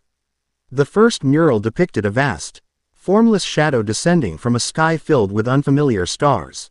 It was a creature of pure darkness, a swirling chaos of eyes and whispers. The second showed the shadow enveloping the world. The carved figures of people below were not fighting, they were turning on each other, their faces contorted in madness and paranoia. A plague of whispers. The third was a cataclysm. 5 colossal pillars of pure, white light shot down from the heavens, striking the planet at equidistant points. They formed a cage of energy, and the formless shadow was drawn into the planet's core, imprisoned. The final mural was a prophecy. It showed the world millennia later. The 5 pillars of light were dimming, and from the base of one, the one that corresponded to their current location, a Kree. Epping blight was spreading across the land, a shadow seeping back into the world. The 5 pillars, Alara whispered, her eyes wide. They are not just a myth. The seal of the ancients. It's real. It's failing, Sora added, his gaze fixed on the final mural. This blight, this drain on the island's life, it's the entity. The prisoner. It's feeding on the land to break its chains. He approached a large, flat altar at the center of the chamber. The carvings on it were a language neither of them could recognize, a series of complex, interlocking symbols. We can't fight a god, Sora, Alara said, her voice betraying a hint of the despair she so carefully concealed. If this is the end of an age, then all we can do is bear witness. No, Sora said, his voice quiet but firm. It held an echo of the unshakable will that was the bedrock of his original self. An age doesn't end, it's pushed. Something is helping this thing. Corrupting people, weakening the seals. He remembered the flashes of feeling from his other selves. A cold, calculated ambition, a fierce, protective rage, a whirlwind of chaotic glee. They were all fighting something, he realized. Small battles in a war they didn't know they were a part of. He sat cross-legged before the altar and closed his eyes. The island remembers. I can feel it, I just have to listen. He entered a deep meditative state, drawing on the natural energy around him. The orange markings around his eyes deepened, becoming stark and powerful. He placed his hands on the cold stone of the altar. The world dissolved. He was no longer Sora. He was the island. He felt the eons pass in a dizzying rush. He felt the terror as the whispering god descended, its consciousness a wave of pure psychic poison that turned minds into weapons. He felt the searing, cleansing relief as the pillars of light slammed into the planet, the raw power of creation itself imposing order on the chaos. He felt the long, slow peace of millennia, a deep and dreamless slumber. Then, he felt the stirring. A slow, patient gnawing from within. The prisoner was waking up. He felt the first tendrils of its power seep through the cracks in its prison, tasting the world, drinking its life. He felt the land's spirit scream as its vitality was drained away, a slow, agonizing process of consumption. And he felt the entity's consciousness, a slumbering but impossibly vast will, focused on one thing, freedom. It was a hunger that threatened to devour everything. Sora pulled his consciousness back to his own body with a gasp, sweat beading on his forehead. His eyes snapped open. He knew what he had to do. Alara, he said, his voice strained. This altar is the anchor. The physical focal point for the metaphysical seal. It's a lock, and it's rusted shut. The key is pure, balanced life force. I can provide it, but I need you to guide it. Use your astrolabe. Align the flow with the celestial anchor point above us. Alara stared at him, understanding and fear warring in her eyes. Sora, if you pour your own life force into that thing, it could drain you completely. It could kill you. It's killing the world already, he replied. What's the difference? She saw the resolve in his eyes and knew there was no arguing. She raised her astrolabe, its crystals beginning to glow as she focused her will, her deep knowledge of celestial mechanics guiding her. I am ready. Sora placed his hands back on the altar. He didn't use a jutsu. He simply opened the floodgates. He took the sage energy he had gathered, the pure, natural ether of the world, and pushed it into the dead stone. The effect was immediate and violent. The altar roared to life, the ancient carvings flaring with a brilliant, white-hot light.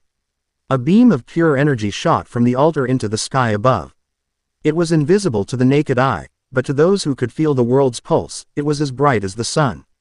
The ground shook, and the gray, petrified trees around them began to shed their dead bark, revealing a faint greenish hue beneath. The murky water of the lagoon began to clear. Sora felt his own energy being drained at an alarming rate. It was like trying to fill an ocean with a bucket. But he also felt the island's spirit respond, its own weakened life force joining with his, pushing back against the blight. Then, he felt it. For a single, terrifying instant, the attendee on of the slumbering god turned towards him. It was not a physical sight or sound, but a pressure in his mind, the weight of an intellect as vast as a galaxy and as cold as the void between them. It was an awareness filled with an ancient, bottomless hatred for the order that imprisoned it. The entity, Vexos, now knew his name. The pressure vanished as quickly as it came, but the chilling contact left Sora shaken to his very core. He collapsed, his energy spent, as the light from the altar faded to a soft, steady hum. He had not fixed the seal. He had merely stabilized it, a temporary patch on a catastrophic wound. Alara rushed to his side, helping him to his feet. He was pale and weak, but he was alive. She looked at her hands. The star patterns on her skin were glowing faintly, the curse pushed back by the wave of pure life force. "You did it," she whispered in awe. "For now," Sora said, leaning on her for support. "But we woke it up. And we showed it our face." He looked at the humming altar. The murals were right. The pillars are connected. Reinforcing this one has put a strain on the others. As he said it, he felt something new. A sharp, undeniable pull in 4 distinct directions across the vast ocean. It was the resonance of his own chakra, his own soul, echoing across the globe.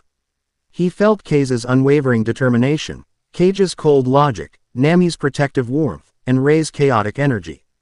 They were no longer just phantom feelings. They were beacons. He knew where they were. "Alara," he said, a new urgency in his voice. "We have to go. Now. We have to find my brothers.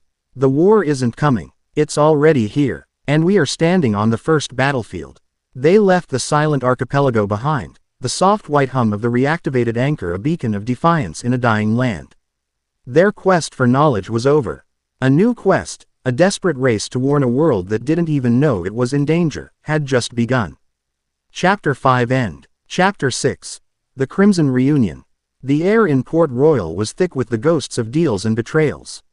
It was a city of opportunities, Serafina had explained, a neutral ground where pirates, merchants, and even disgraced naval officers could conduct business, provided their coin was good. For Kaze, it was a cacophony of scents and sounds that did nothing to soothe the persistent, low-level hum of his fragmented self. The Sea Dragon's embrace was docked in a quiet, discreet cove, while he and Serafina walked the sun-baked streets of the main port, seeking whispers on the wind. "My contacts are saying the same thing," Serafina said, her voice low as they navigated the crowded market. She was dressed down in simple sailor's attire, her crimson hair tucked under a wide-brimmed hat, but she still carried an air of common that made people give her a wide berth. Strange energy readings, celestial phenomena, whispers of ancient powers stirring. Nothing solid. It's like the whole world is having the same bad dream. Kaze nodded, his senses on high alert. He could feel it too, a subtle wrongness in the flow of the world's energy. It was like a discordant note in a familiar song. "We need something more specific. A name, a place." His attention was snagged by a group of merchants huddled by a fountain, speaking in hushed, excited tones. Their words were easy to pick out from the market's din. 100 of them, I swear on my mother's grave. All dressed in the most garish orange tuxedos you've ever seen. One man exclaimed, his hands painting a picture of chaos in the air. "And the governor's mansion," another pressed. "They say the back of it was blown clean off. It was the work of the sorcerer and his partner, Lady Luck, Lyra," the first man said, lowering his voice conspiratorially. "Thorn has the whole city on lockdown. Martial law. He's put a bounty on their heads that could buy a small kingdom." Kaze froze. Orange. 100 of them. The description was too specific, too bizarrely familiar. It screamed of a large-scale, prank-fueled application of the shadow clone jutsu. A flicker of warmth, of chaotic, joyous energy, resonated deep within him. It was a phantom feeling he had come to associate with one of his missing selves. "Rai, Serafina," he said, his voice tight with a sudden, fierce urgency. "We need to find out more about this, sorcerer." Their search didn't take long. In a city under martial law, fear loosened lips. They learned that the infamous duo had been captured just last night, cornered in a tavern near the docks. A public execution was scheduled for midday in the Grand Plaza. A swift, brutal message from Governor Thorne about the price of defying his order. "It's a trap," Serafina said instantly as they stood in the shadow of an alleyway, looking out at the plaza. It was already being prepared. A grim wooden platform stood in the center, surrounded by a cordon of white and gold naval soldiers, their rifles gleaming in the sun. The capture was too easy. Thorne wants to lure out their allies. He's fishing, Kay's, and we're the catch. Kay's fists clenched. He could feel it now, a faint but undeniable pull of chakra from the direction of the city's dungeons. It was like a magnetic hum at the edge of his perception, a familiar signature that felt like a part of his own soul. "I don't care. He's one of them. One of the pieces I'm missing. I can't leave him. A frontal assault is suicide," she argued, her sea-green eyes sharp and practical. "There are hundreds of soldiers. Look," she pointed to the rooftops. "Snipers. We'd be cut down before we got within 50 feet of that platform." Quote, Kay's eyes scanned the plaza, the streets, the rooftops. He wasn't seeing obstacles. He was seeing a problem to be solved. His mind, the mind of Naruto Uzumaki, was built for finding the unconventional path, the ridiculous, impossible plan that was just crazy enough to work. "You're right," he said, a slow, determined grin spreading across his face. "A frontal assault is suicide. So we won't assault from the front." He turned to her, his blue eyes blazing with an idea. "Governor Thorne wants to make a statement with chaos. We'll just give him more chaos than he can handle." An hour before midday, the city was a pot of water beginning to simmer. The execution was the talk of every corner, and the plaza was filling with a morbidly curious crowd. The simmer turned to a boil all at once. A massive explosion of multicolored smoke erupted from the harbormaster's office, sending panicked officials running into the street, covered in what appeared to be purple glitter. At the same time, a fire broke out at the naval garrison's main munitions depot, a fire that produced thick, acrid smoke but, curiously, no heat. Simultaneously, a dozen K's clones, disguised as street performers, started a city-wide game of tag, leaping across rooftops and through crowded thoroughfares, drawing dozens of guards into a futile, sprawling chase. It was a symphony of pandemonium, conducted by a single, unseen maestro. The city's command structure broke down in minutes, naval patrols running in every direction in response to a dozen simultaneous crises. In the Grand Plaza, Governor Thorne stood on the execution platform, his face a mask of cold fury. The chaos was an insult to his authority. Beside him stood a figure that made K's, watching from a nearby roof, feel a chill. It was the naval commander from the Judgment, the fanatic he had defeated at sea. But he was changed. His eyes held a faint, unsettling violet glow, and he stood with the placid stillness of a hunting shark, seemingly unconcerned by the mayhem engulfing the city. The prisoners were brought out. A woman with hair like spun gold, her face pale but defiant. Lyra, and a man beside her, his wrists in chains, but his posture radiating an unshakable, almost manic energy. His hair was the same shade of impossible blonde as Kay's. Even from a distance, Kay's could hear his voice, laced with gallows humor. "Honestly, if you're going to execute me, the least you could do is provide a better view. And the axe man looks like he's compensating for something, don't you think?" Lyra didn't answer, her gaze locked on the ground. The fear was coming off her in waves. The executioner raised his axe. Thorne began to speak, his voice magically amplified. "Let this be a lesson to all who would bring chaos to the order of Port Royal." Now, in the ensuing chaos, Kay's was a ghost. He dropped into the crowd, a dozen clones melting away from him to shove and jostle, creating a path. He moved with a speed that defied the eye, a blur of orange and black. He was on the platform in the space of a heartbeat. He landed silently behind the executioner. A single, precise chop to the back of E-Man's neck sent him crumpling to the floor. Kay's shattered the chains on the prisoner's wrists with a chakra-infused blow. Rai looked up, his wisecracks dying on his lips. He stared at Kay's. It wasn't a moment of memory. There was nothing to remember.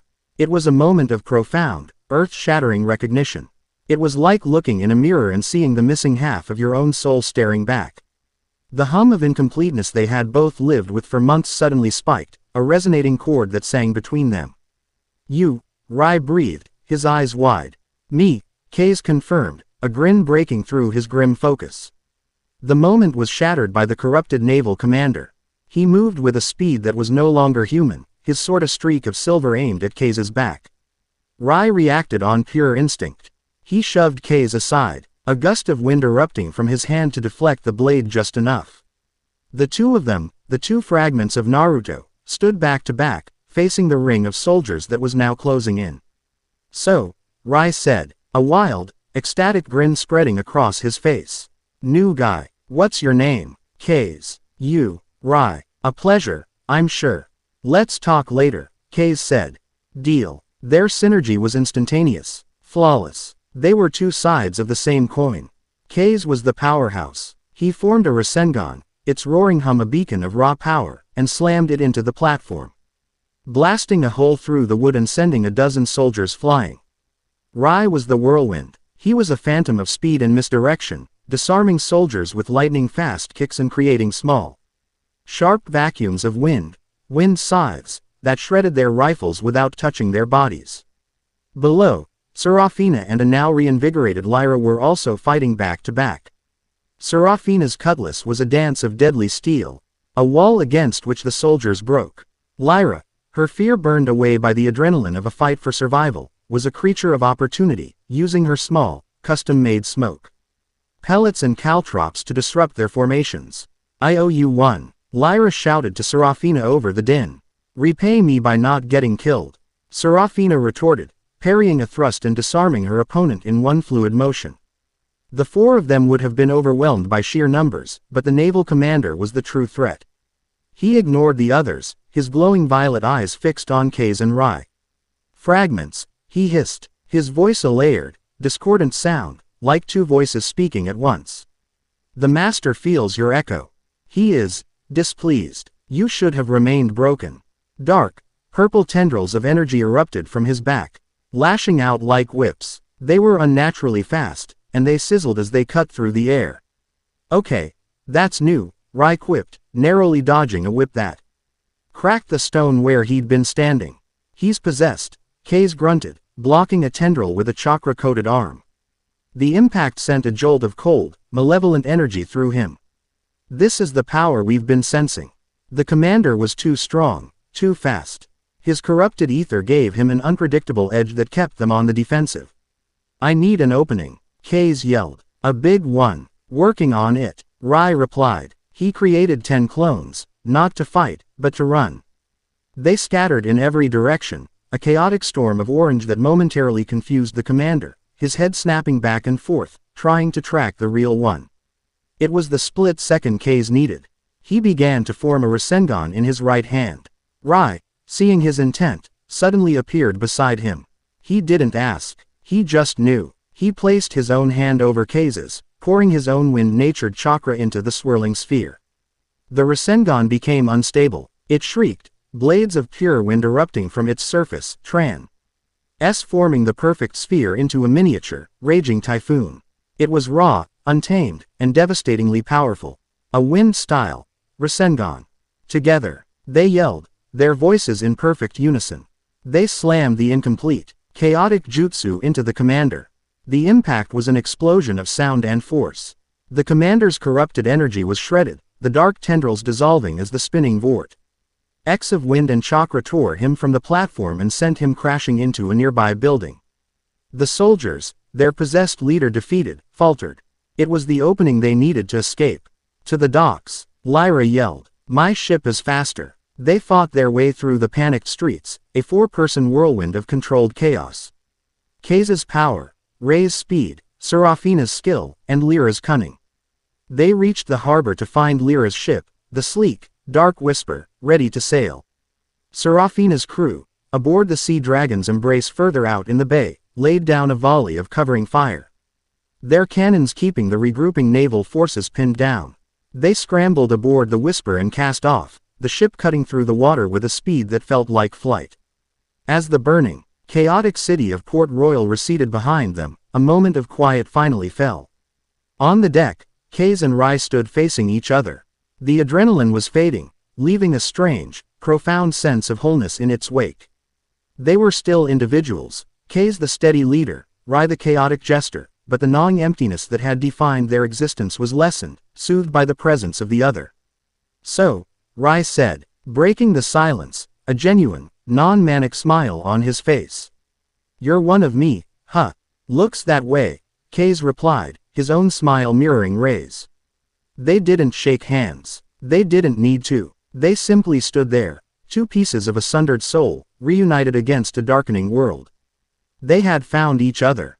Now, they just had to find the other three, and figure out how. To fight a war against a god they had only just begun to comprehend. Chapter 6 End. Chapter 7. The Iron and the Reef. The war room of the Leviathan's Maw was Kage's sanctuary. Here, the chaos of the woe. RLD was reduced to ordered lines on a map, to vectors of attack and zones of control.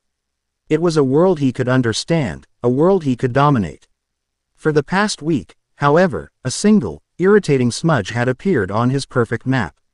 A stain of illogical, fanatical violence that defied conventional strategy.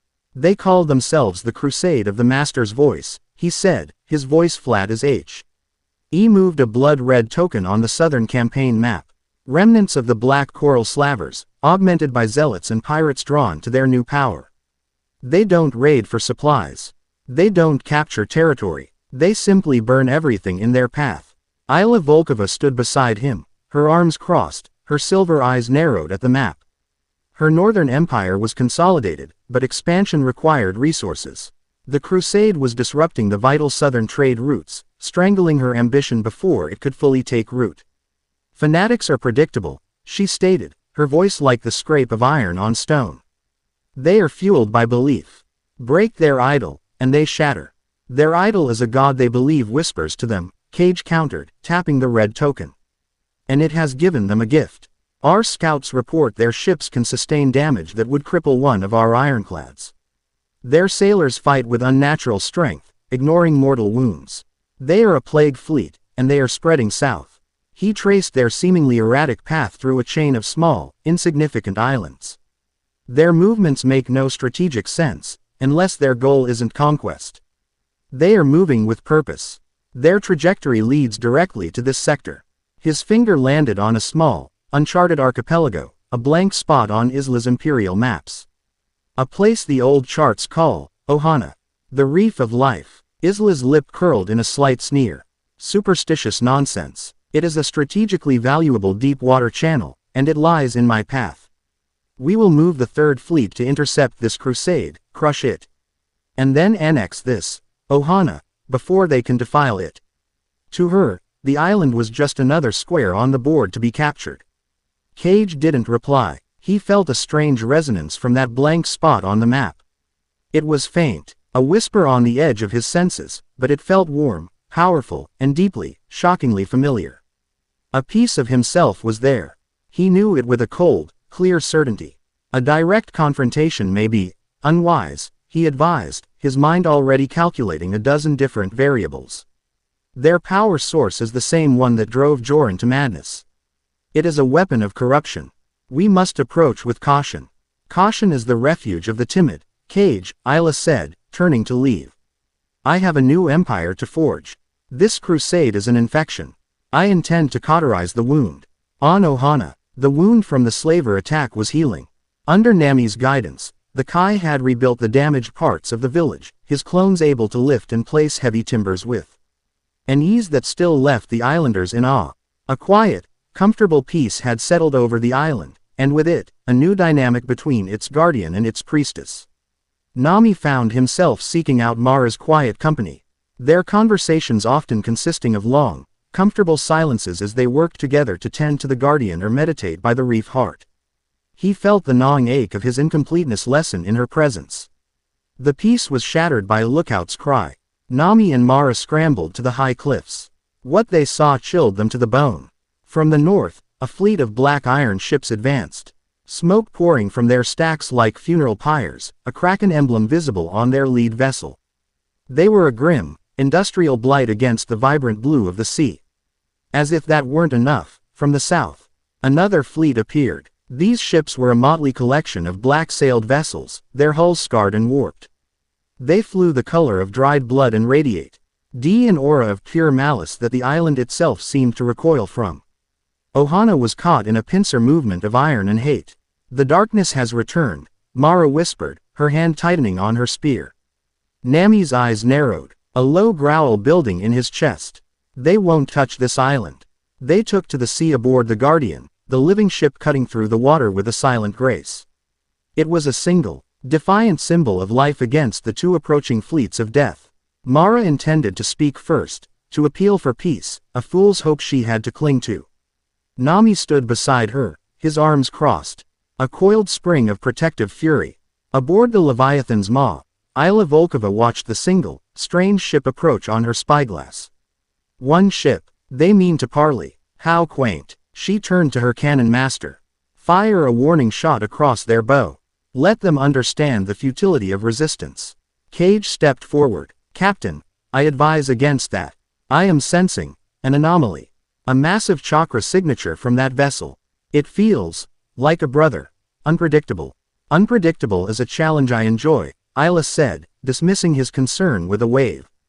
The cannon roared. A shell screamed across the water. Aimed to splash harmlessly before the Guardian. Nami reacted on instinct. He didn't even think. He thrust his hand forward, and a spiraling sphere of blue, roaring chakra appeared. He met the cannonball with the Rasengan. The resulting explosion sent a column of water hundreds of feet into the air, the shockwave rocking even Isla's mighty flagship. On the bridge of the Leviathan, a stunned silence fell. Cage's blood ran cold. That technique. There was no doubt. It was him. One of them. All ships, Isla commanded, her eyes glinting with a predator's thrill, engage. Disable that ship. I want its captain. And I want the man who commands the storm. Nami, seeing the ironclads fan out into an attack formation, felt a surge of cold fury. The red, bubbling chakra of the nine tails erupted around him. He slammed his hands together. Shadow clone jutsu. 100 Namis appeared on the deck of the Guardian. The battle began. Cage, his mind a whirlwind of conflicting emotions, took command. He had to capture his brother, not kill him. Chain shot only. He barked to the fleet commanders. Target their mast and rudder. Box them in. Isla's fleet moved with the cold precision of a well-oiled machine. They executed a perfect pincer movement, their cannons firing in sequence to herd the Guardian. But they were trying to catch a force of nature. Nami was a tempest. His clones leapt from the ship, running across the surface of the water. Some hurled massive water vortexes that threw the cannonballs off course, while others launched themselves at the iron ships. Their chakra-infused fists denting the thick hulls. The real Nami, a cloak of red chakra flaring around him, created a Rasengan in each hand, a one-man wrecking crew ready to tear through the heart of the enemy fleet. It was a perfect stalemate. Cage's flawless strategy against Nami's overwhelming, unpredictable power. And then the Crusaders attacked. They didn't bother with formations or tactics. They simply charged, a wave of shrieking metal and splintering wood, their blood-red sails catching a phantom wind.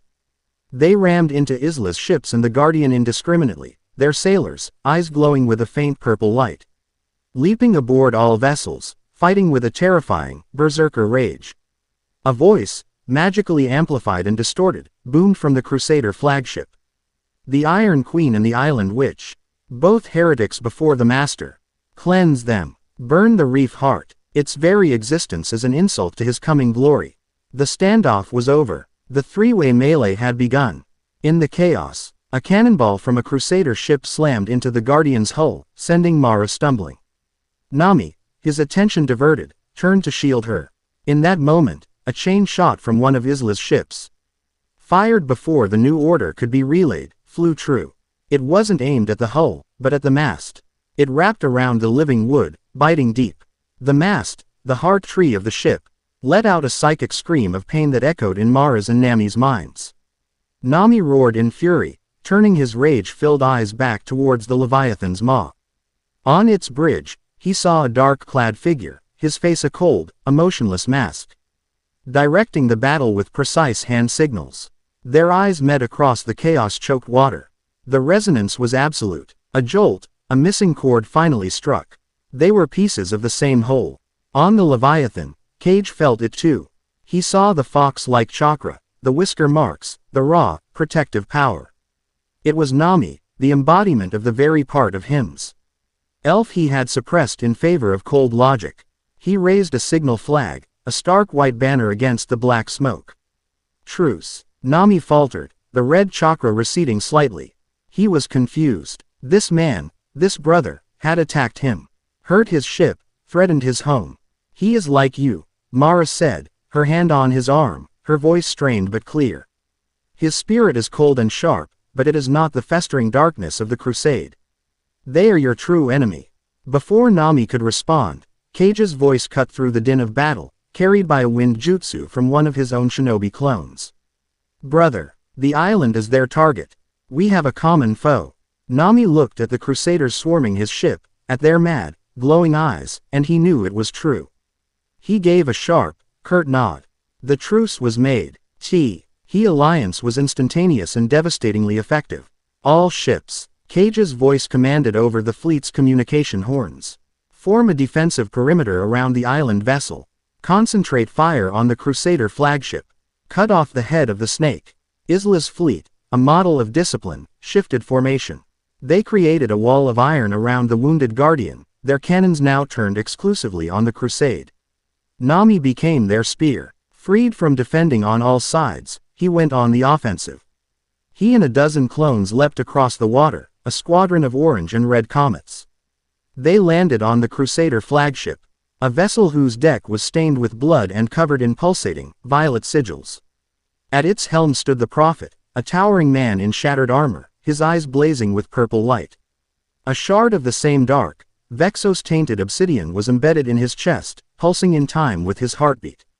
The Master's power flows through me, he bellowed, swinging a massive, corrupted anchor like a club. Nami and his clones engaged him. It was a brutal, chaotic fight. But from the bridge of the Leviathan, Cage was watching through his spyglass, analyzing, predicting. His power surges when he strikes. Cage's voice echoed across the water. He is vulnerable in the moments just after. Nami heard. The next time the Prophet swung his anchor, creating a crater in the deck, Nami didn't dodge. He moved in. Inside the arc of the swing, he slammed a Rasengan directly into the obsidian shard in the man's chest. For a moment, the pure, positive chakra of the Rasengan fought against the dark, corrupting energy of Vexos. The Prophet screamed, a sound of pure agony, as a violent explosion of purple light erupted from his chest. The light faded, the shard shattered, and he collapsed, the life leaving his eyes. With his death, the dark energy animating the crusade vanished.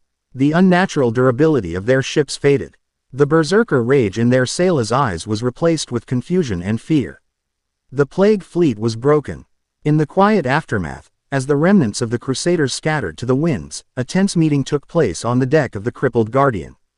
Nami and Cage stood opposite each other. The protector and the strategist. Two sides of a coin that had been violently separated. Isla Volkova and Mara Kai stood with them, representing their own clashing worlds. The threat is gone, Isla stated, her gaze sweeping over the vibrant island, sizing it up. My fleet requires a place to make repairs. This island will serve. It was not a request. My home is not a dry dock for your war machines, Mara countered, her voice quiet but unyielding.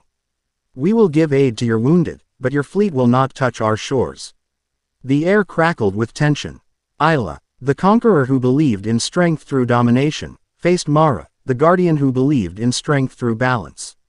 Isla, Cage said, his voice cutting in. This island, and its protectors, have abilities we do not possess. They fight with the sea itself. A resentful, conquered populace would be a liability. A willing, powerful ally against the force that created that crusade, is an invaluable asset. On the other side, Nami put a hand on Mara's shoulder. He's right, he said softly. Their iron can be a shield for this island. We can't fight this new darkness alone. We need their strength, just as they need ours. The two women stared at each other, a long, silent battle of wills. Finally, Isla gave a curt, almost imperceptible nod. A temporary alliance, then. Until the true enemy is dealt with. Mara inclined her head in return. We will share our harbor. But your iron will respect the reef. The truce was sealed. It was not a friendship. It was a court of necessity between two forces that were fundamentally opposed. As the black iron ships were guided into the peaceful lagoon by the living vessel they had nearly destroyed, Cage and Nami stood together, watching. The reunion was not the joyful one Cage and Rai had experienced. It was a stark reminder of how fractured they were. They were brothers, but they were also strangers, their core natures set on a collision course. They had found another piece of their soul, but in doing so, had only revealed how deep the schism between them truly ran. Chapter 7 End. Chapter 8. The Sunken Tomb. The sea was a sheet of flawless, polished glass. For 100 square miles, there were no waves, no swells, no wind-whipped foam. Just an unnerving, placid stillness that seemed to swallow sound. At the center of this unnatural calm, two ships floated as if suspended in amber. The rugged, well-worn Sea Dragon's Embrace and the sleek, shadow-black Whisper. On the deck of the Embrace, Cage and Rai stood side by side. Their identical blonde hair a stark splash of color against the muted gray of the sky. The resonating hum between them was a constant, a quiet affirmation that they were no longer alone. But the silence of this place was a heavy blanket, smothering the usual boisterous energy of their combined crews. I've never seen anything like it, Serafina murmured, her hand resting on the ship's railing. She looked from the dead water to the chart spread on the table beside her. Lyra stood opposite, her brow furrowed in concentration.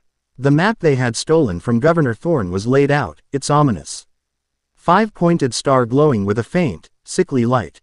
This is the spot, Lyra confirmed, her voice tight. The chart acts like a compass, and the needle is pointing straight down. Whatever the first seal is, it's under us. Quote. Rai shivered, rubbing his arms despite the humid air. This place gives me the creeps. It's too quiet. It feels like the whole ocean is holding its breath. As if in answer, a new shape appeared on the horizon. It was a single, elegant vessel with sails that seemed woven from the twilight itself. It moved with an impossible grace, cutting through the still water without leaving a wake. The celestial drifter. It came to a stop a respectful distance away. Two figures could be seen on its deck. One was a woman with silver hair that seemed to bleed into the gray sky. The other was a man whose posture radiated a profound and unsettling calm. Cage and Rai felt it instantly, a third note joining their harmony, a serene, grounding chord that felt like a quiet forest after a long storm. Sora. Well, Rai quipped, his voice a little strained, looks like the welcoming party is growing. Before they could even attempt to hail the new ship, a more significant disturbance appeared from the north. It wasn't a ship, it was a statement. A fleet of black iron warships, led by a behemoth that looked like a floating fortress, cleaved through the water, their engines alow.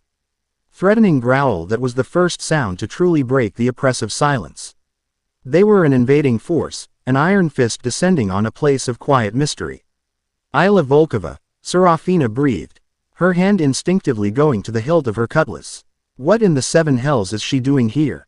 Trailing in the wake of the iron fleet, like a pearl escorted by sharks, was a single, beautiful ship that seemed to be made of living coral.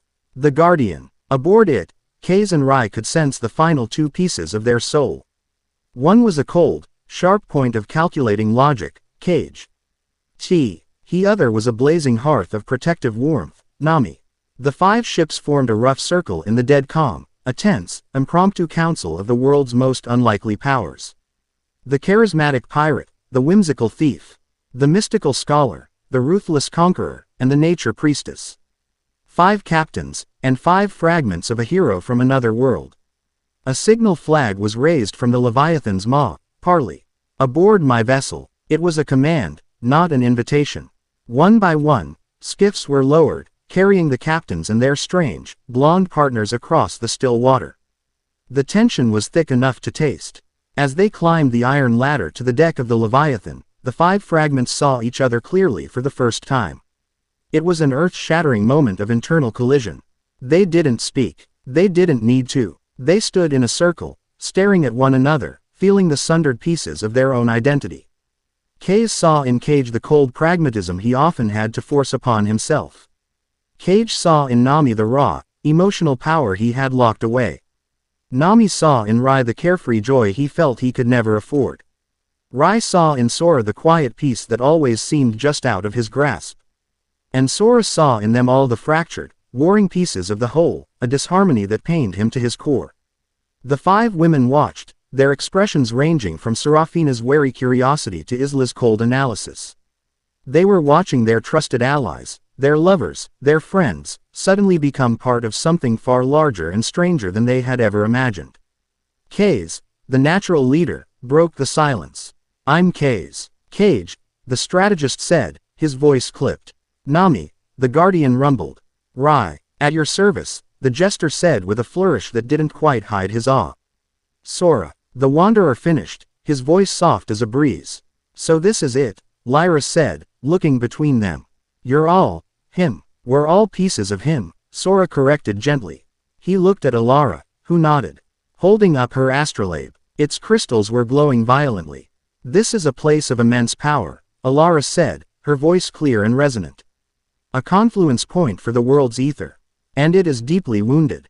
The first seal is below us, and it is failing." Cage stepped forward, his eyes scanning each of his counterparts. "My intelligence confirms this. The entity response BLE for the crusade we faced is using these seals as a focal point. Logic dictates we must investigate the source." "We're going down there?" Nami asked, his hand resting on the hilt of a knife, his protective gaze shifting to Mara. "Into that wrongness." "No choice," Cage said, his expression firm. "Whatever this thing is, its trail starts here. We go down together." Getting down was the first test of their renewed unity. Isla's ship had no submersible. The pressure would crush a simple diving bell.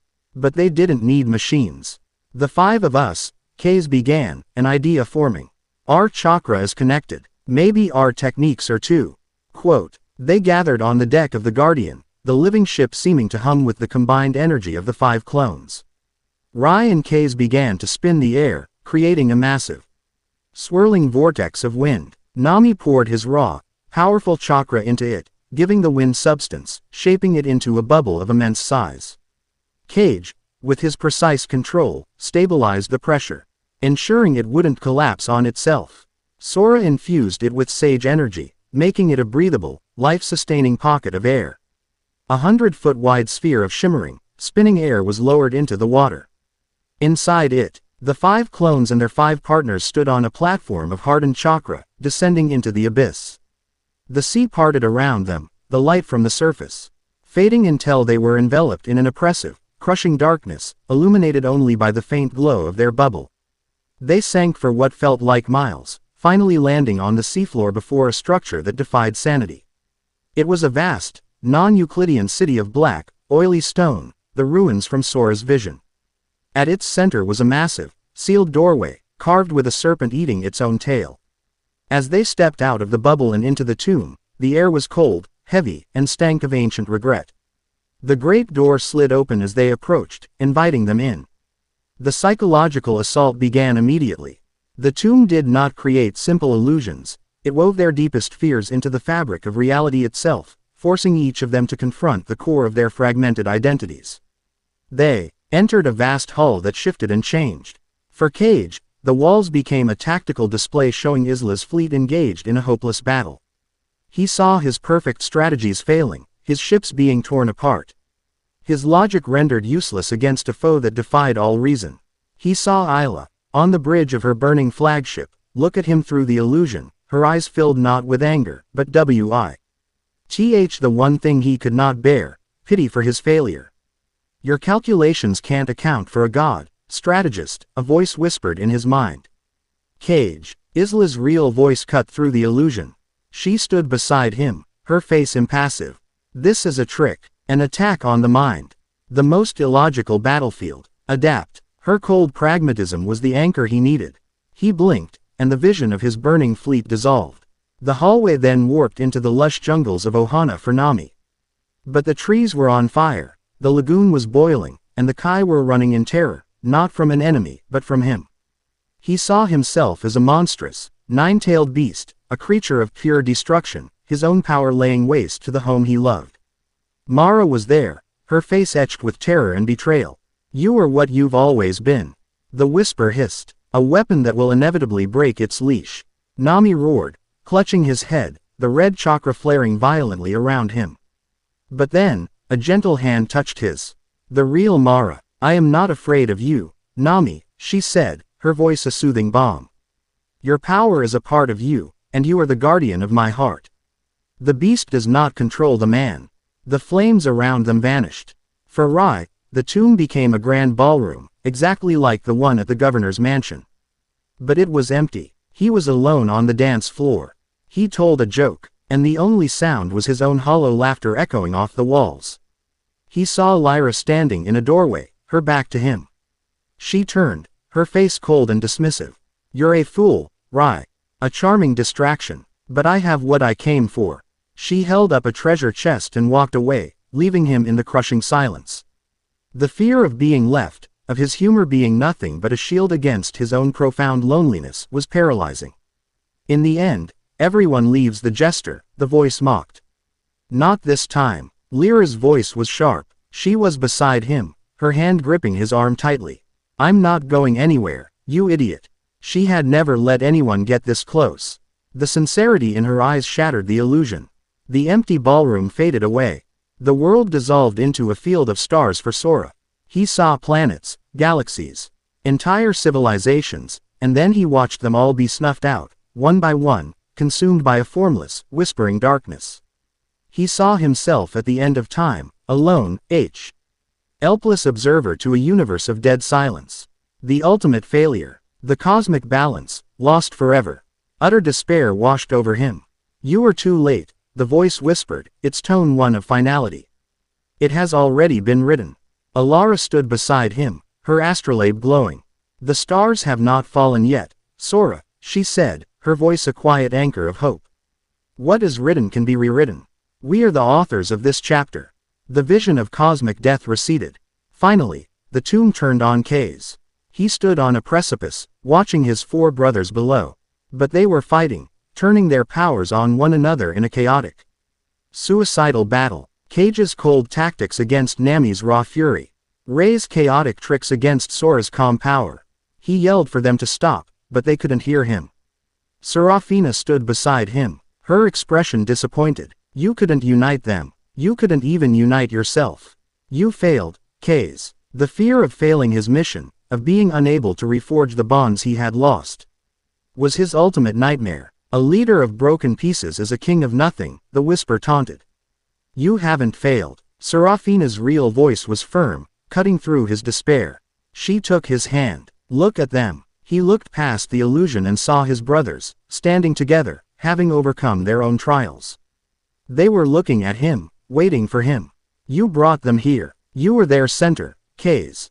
Lead." His resolve hardened. The vision shattered. They stood together again, all 10 of them, in the true central chamber of the tomb.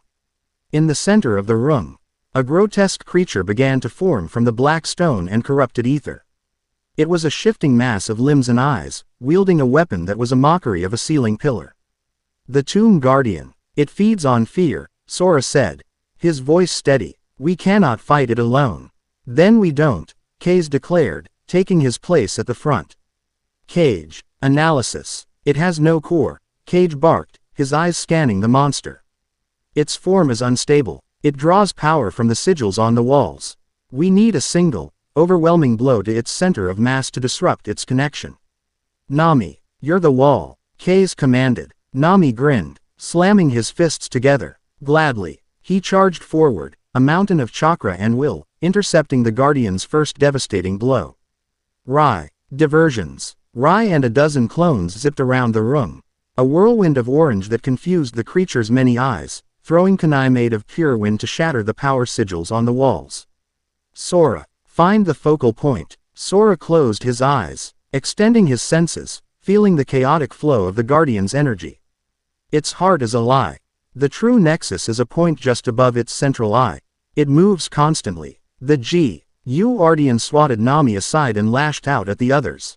But they moved as one. Isla and Serafina guarded their flanks, their blades a blur of steel. Mara and Lyra used their own unique skills to set traps and disrupt the creature's footing, while Alara called out celestial alignments that seemed to momentarily weaken the tomb's dark energy.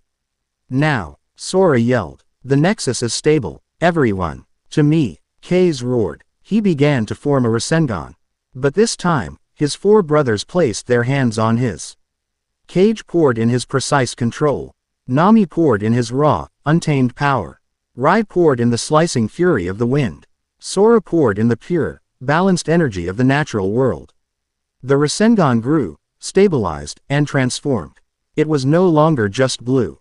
It was a swirling vortex of 5 distinct colors. A perfect sphere containing the 5 core facets of Naruto Uzumaki's soul. A 5-soul Rasengan. With a unified yell, they thrust it forward. It struck the Guardian at the point Sora had indicated. There was no grand explosion. There was only a silent, all-consuming implosion of white light.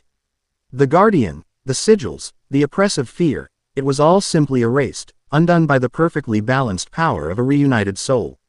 The tomb fell silent. In the center of the room, the great stone seal that the Guardian had been protecting cracked. A deep, groaning sound echoed through the chamber, and a single, almost invisible pulse of dark energy shot up, out of the tomb, and into the world above. And then, it happened. It wasn't a sound. It was a thought, inserted directly into the mind of every man, woman, and child on the planet. A voice, ancient and vast, that dripped with the cold amusement of a god waking from a long, hateful dream. "So, the children have broken the first L. Ok, a commendable effort, but it is not enough to simply open the cage, you must be ready for what comes out." The voice faded, leaving a planet of stunned, terrified silence in its wake. Back on the surface, the unnatural calm of the sea was broken. The water began to churn. The sky, once a neutral gray, began to darken with storm clouds. The 10 of them stood on the deck of the Guardian, looking at each other. The reunion was complete. Their first battle as one was won. But they had failed. They had inadvertently loosened the first bolt on the cage of a monster, and in doing so, had just announced its impending return to the entire world. Chapter 8 End. Chapter 9. The 5-Thorned Crown. The silence that followed the voice of a god was heavier than the deepest ocean trench. Aboard the iron deck of the Leviathan's maw, the 10 of them stood under a sky that was now a bruised, angry purple, the unnatural calm of the sea beginning to churn into a confused chop.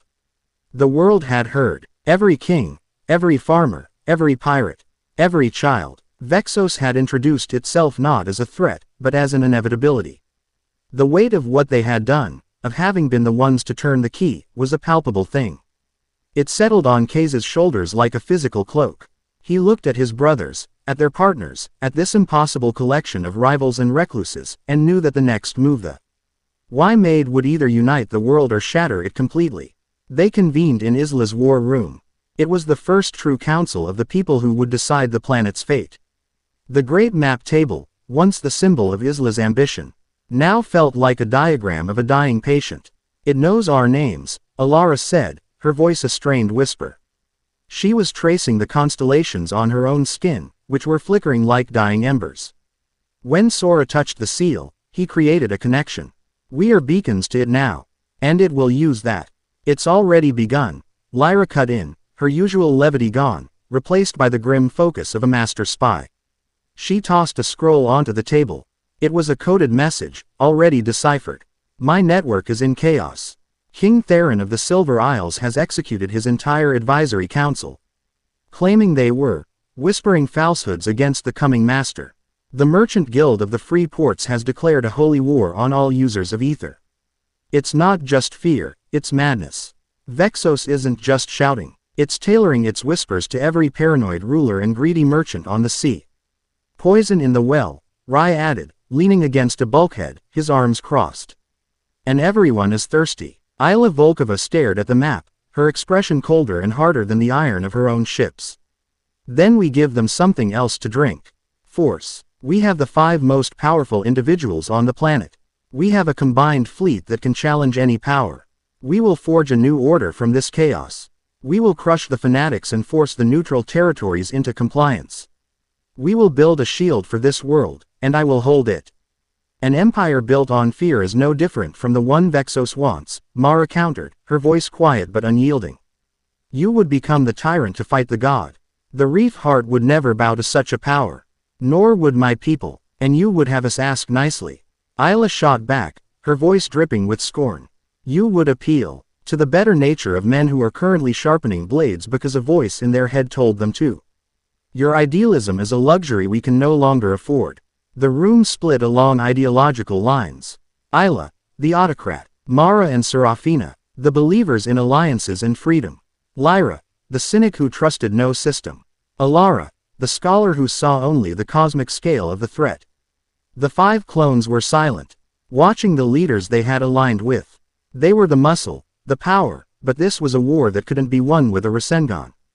It was Cage who broke the impasse. He stepped forward, his calm, analytical gaze sweeping across the tense faces. You are both right, he said, his voice cutting through the argument. And both wrong. Isla is correct that a passive approach is doomed to fail. Mara is correct that an empire built on coercion will crumble from within, becoming another weapon for Vexos to use against us. You are arguing tactics. You have not yet defined the strategy. He looked at Isla. An empire of ash is no empire at all, Captain. Vexos does not negotiate. It consumes. Your new territories will be its first meal. Logic dictates we must become a weapon it cannot swallow whole. He then turned to Mara. And a single, virtuous island, standing alone, is a candle in a hurricane. It will be snuffed out. Logic dictates we must become a firebreak.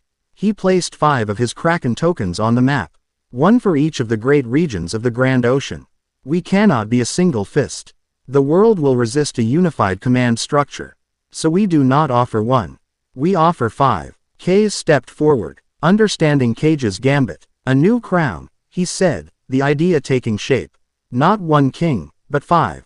Each of you, he looked at Serafina, Isla, Mara, Lyra, and Alara, is a sovereign power in your own right. You lead different factions, different philosophies. You will not bow to each other. So don't. We present ourselves to the world as we are, an alliance of equals. The 5-thorned crown, 5 sovereign rulers, united by a single purpose, survival.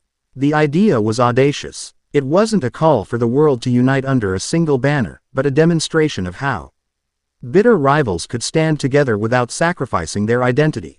A political masterstroke, Serafina breathed, a slow smile spreading across her face. She came from a world of politics and knew the power of such a symbol. We don't demand they follow us. We invite them to follow our example. And how do we get them to listen? Lyra asked, ever the pragmatist. My messenger crows are buying. G shot out of the sky by paranoid archers. We stop whispering and we start roaring, Rice said, a dangerous glint in his eye. He created a single clone, which immediately started buzzing around the room like an annoying fly. We can't send 1 messenger. So we send 1,000.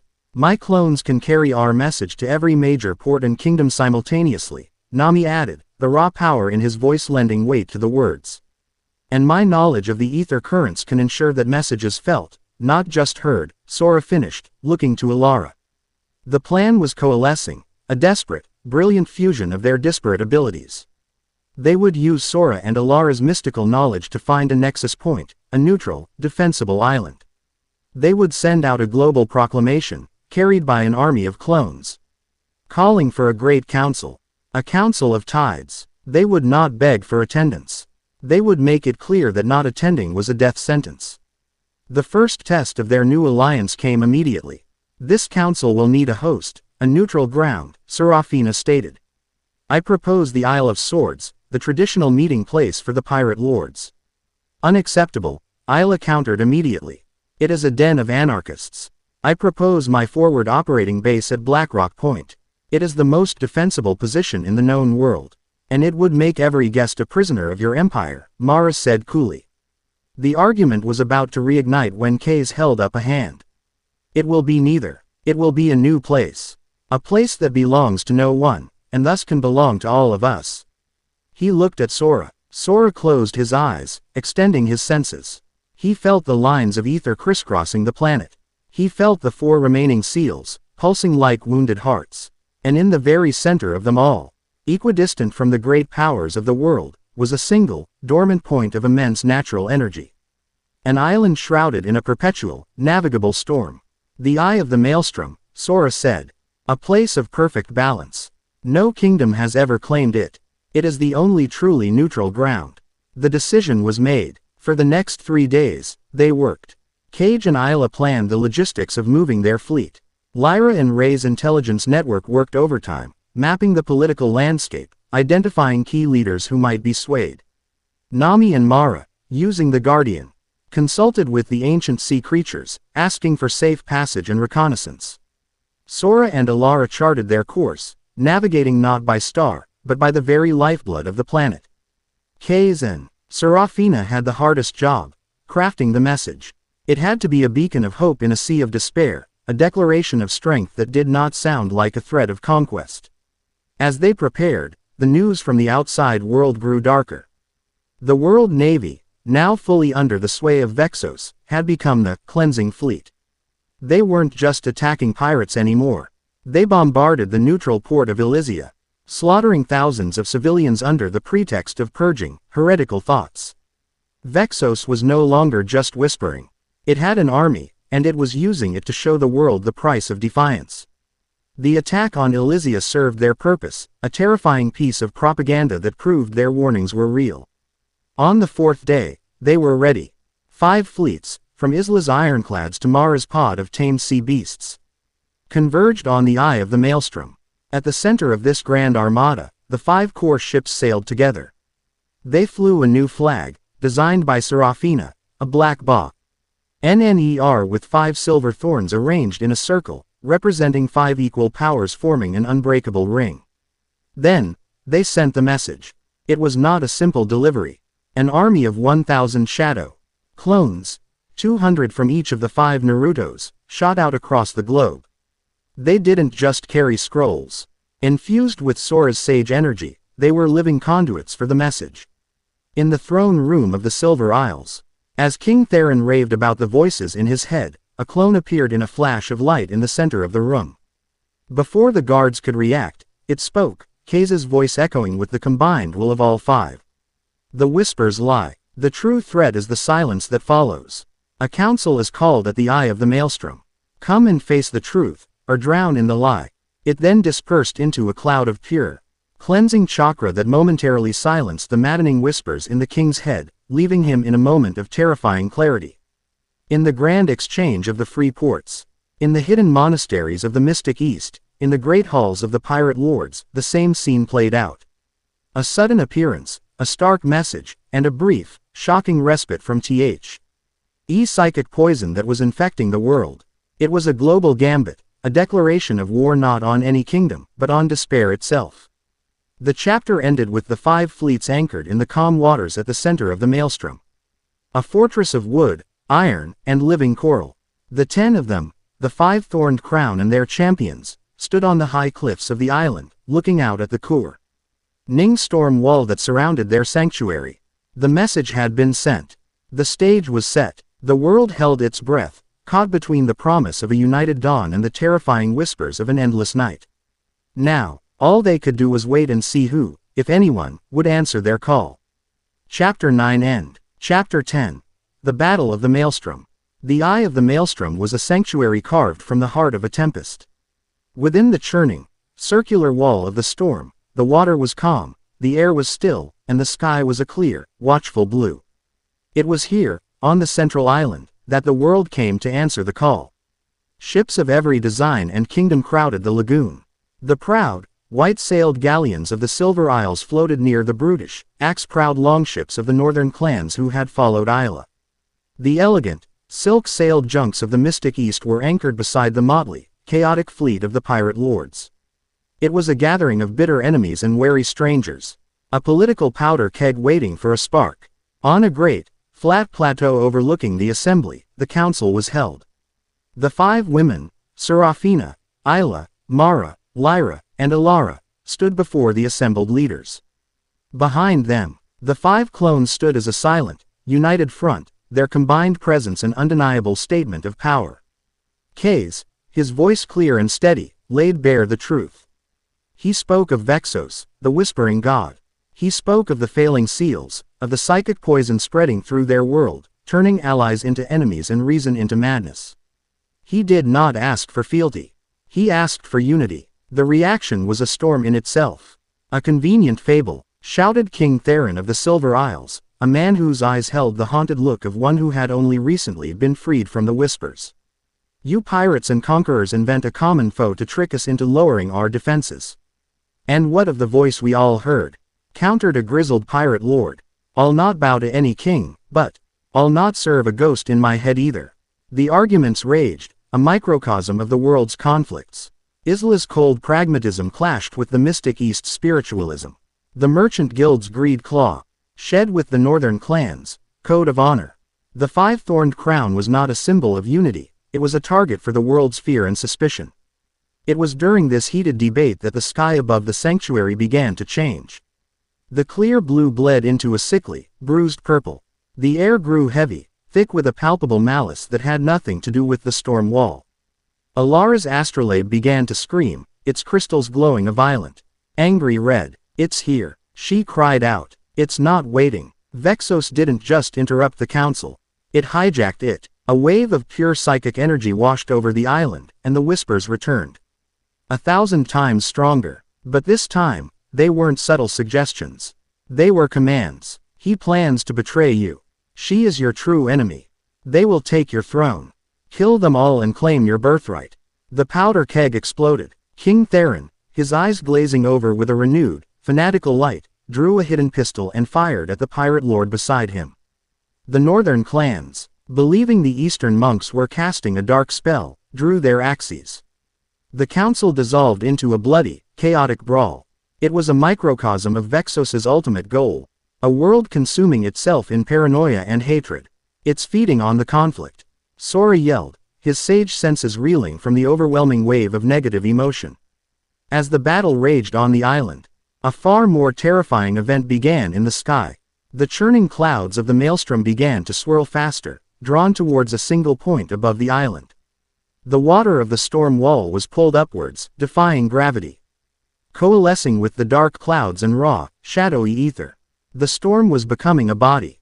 With a sound that was less a roar and more the tearing of reality itself, the maelstrom god took form. It was a titan of impossible scale, a colossal, vaguely humanoid shape made of swirling water, crackling lightning, and pure shadow. Its head was a vortex of storm clouds, and in its center, a single, vast eye of malevolent purple light opened and fixed its gaze on the fleets below. The sanctuary was gone. They were now at the heart of their enemy. On the bridge of the Leviathan, Isla's face was a mask of cold fury. This was not a battle. This was an extinction event. Cage stood beside her, his mind already processing the impossible. Its form is unstable, he said, his voice a blah of pure logic cutting through the terror. It is pure energy and raw elements. It has no physical weakness, but it must have a metaphysical one. An anchor. The battle for the world began. To your ships. Serafina's voice rang out, a captain's command that cut through the chaos. Fight for your homes. Fight for your lives. The fleets of the world, those who had not succumbed to the madness, scrambled to obey. What followed was not a battle, but a desperate struggle for survival. The maelstrom god didn't just attack, it was the attack. Monstrous tsunamis in the shape of grasping claws swept through the lagoon. Corrupted leviathans, spawned from its watery flesh, rose from the depths to tear ships apart. Amidst the chaos, the 5-thorned crown became the world's only hope. Cage and Isla's voices became one. Their commands relayed by Ray's clones and signal flares, turning the panicked, disparate fleets into a single, cohesive fighting force. Silver Isles Fleet, Formation Delta. Draw the Leviathan's attention. Pirate Fleet, flanking pattern. Target the claw wave at its base. Their iron will and flawless strategy were the skeleton upon which the world's defense was built. Far below the surface, Nami and Mara worked in concert. Aboard the Guardian, Mara sang to the sea, her voice a calming melody that fought against Vexos's corrupting influence. Nami, a cloak of vermilion chakra blazing around him.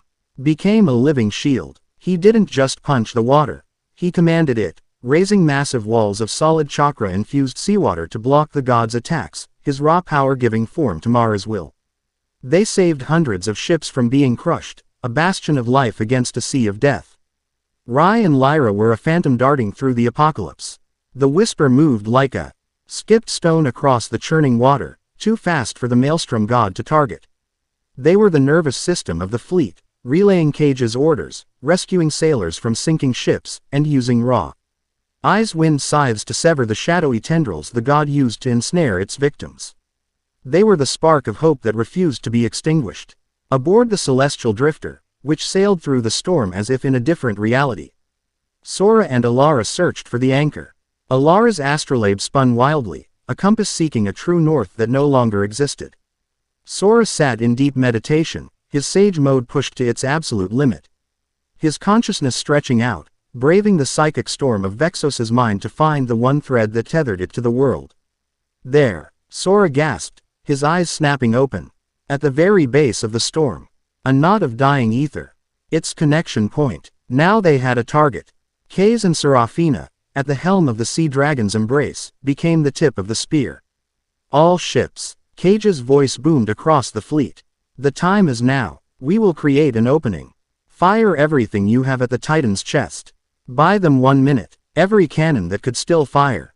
From Isla's massive siege guns to the smallest pirate swivel gun, unleashed a unified, desperate barrage. The Maelstrom god recoiled, its form wavering from the sheer concentration of firepower. Nami, Mara, we need a path. Kaze roared into a communication crystal. Deep below, Nami let out a final, deafening roar. He and Mara pushed with all their might, and a miracle occurred. A tunnel of calm water, a perfect, clear pathway, formed through the raging sea, leading directly towards the god's base where Sora had pinpointed the anchor. Rai, clear the way. The Whisper shot down the tunnel. Ray's clones leaping from the deck to intercept a last wave of corrupted sea creatures that tried to block the path. The stage was set. Kaze stood at the prow of the Embrace as it charged down the tunnel of calm. He looked back at his brothers. Cage on the ironclad, Nami on the living ship, Rai on the speeding shadow, Sora on the vessel of stars. They all met his gaze. It was time. They leapt. 5 streaks of light, one from each ship, converging in midair at the heart of the path they had all created. They came together, not in a hug, but in a formation, their hands meeting in the center. They didn't create a weapon of destruction. They became a tool of creation. A 5-point sun seal. A grand, golden sealing formula of impossible complexity bloomed beneath them, Kaze forming the core lock, Cage the stabilizing runes. Nami the power conduits, Rai the binding chains, and Sora the balancing matrix. It was a jutsu born of their 5 united, yet distinct, souls. With a unified cry that was the voice of a single, complete hero, they thrust their hands downward. The golden seal shot down the tunnel and slammed into the anchor point. Vexos screamed. It was a sound of pure, undiluted rage that echoed across the planet and into the minds of all. Its physical form began to collapse, not exploding outwards, but imploding inwards, the water, lightning, and shadow being crushed back into the single, infinitesimally small point of the reinforced seal. The maelstrom vanished. The dark sky shattered, revealing the clear, star-dusted night above.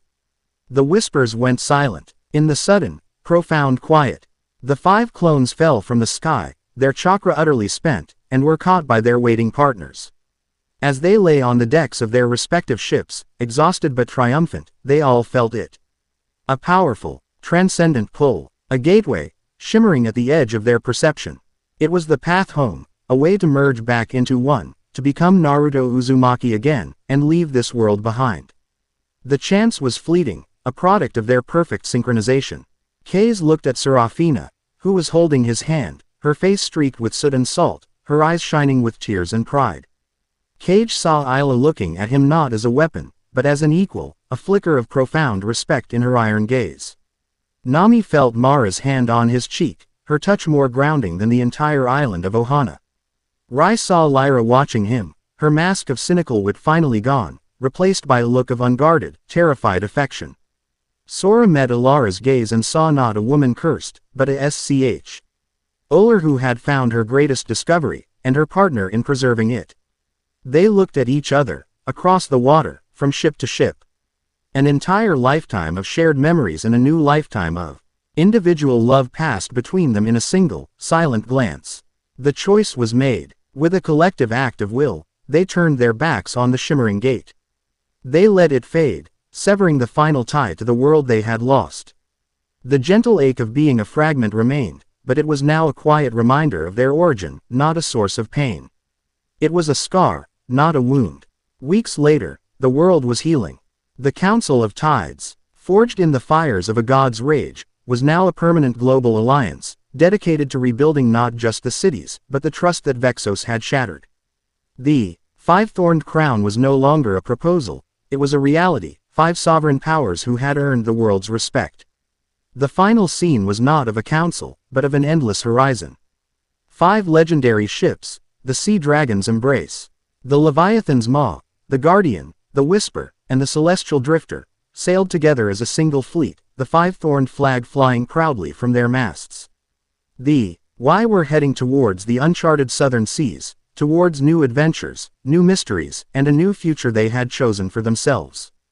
They were not a hero split into 5 pieces. They were 5 heroes, with their 5 queens, ready to build a new legend together. Chapter 10 End.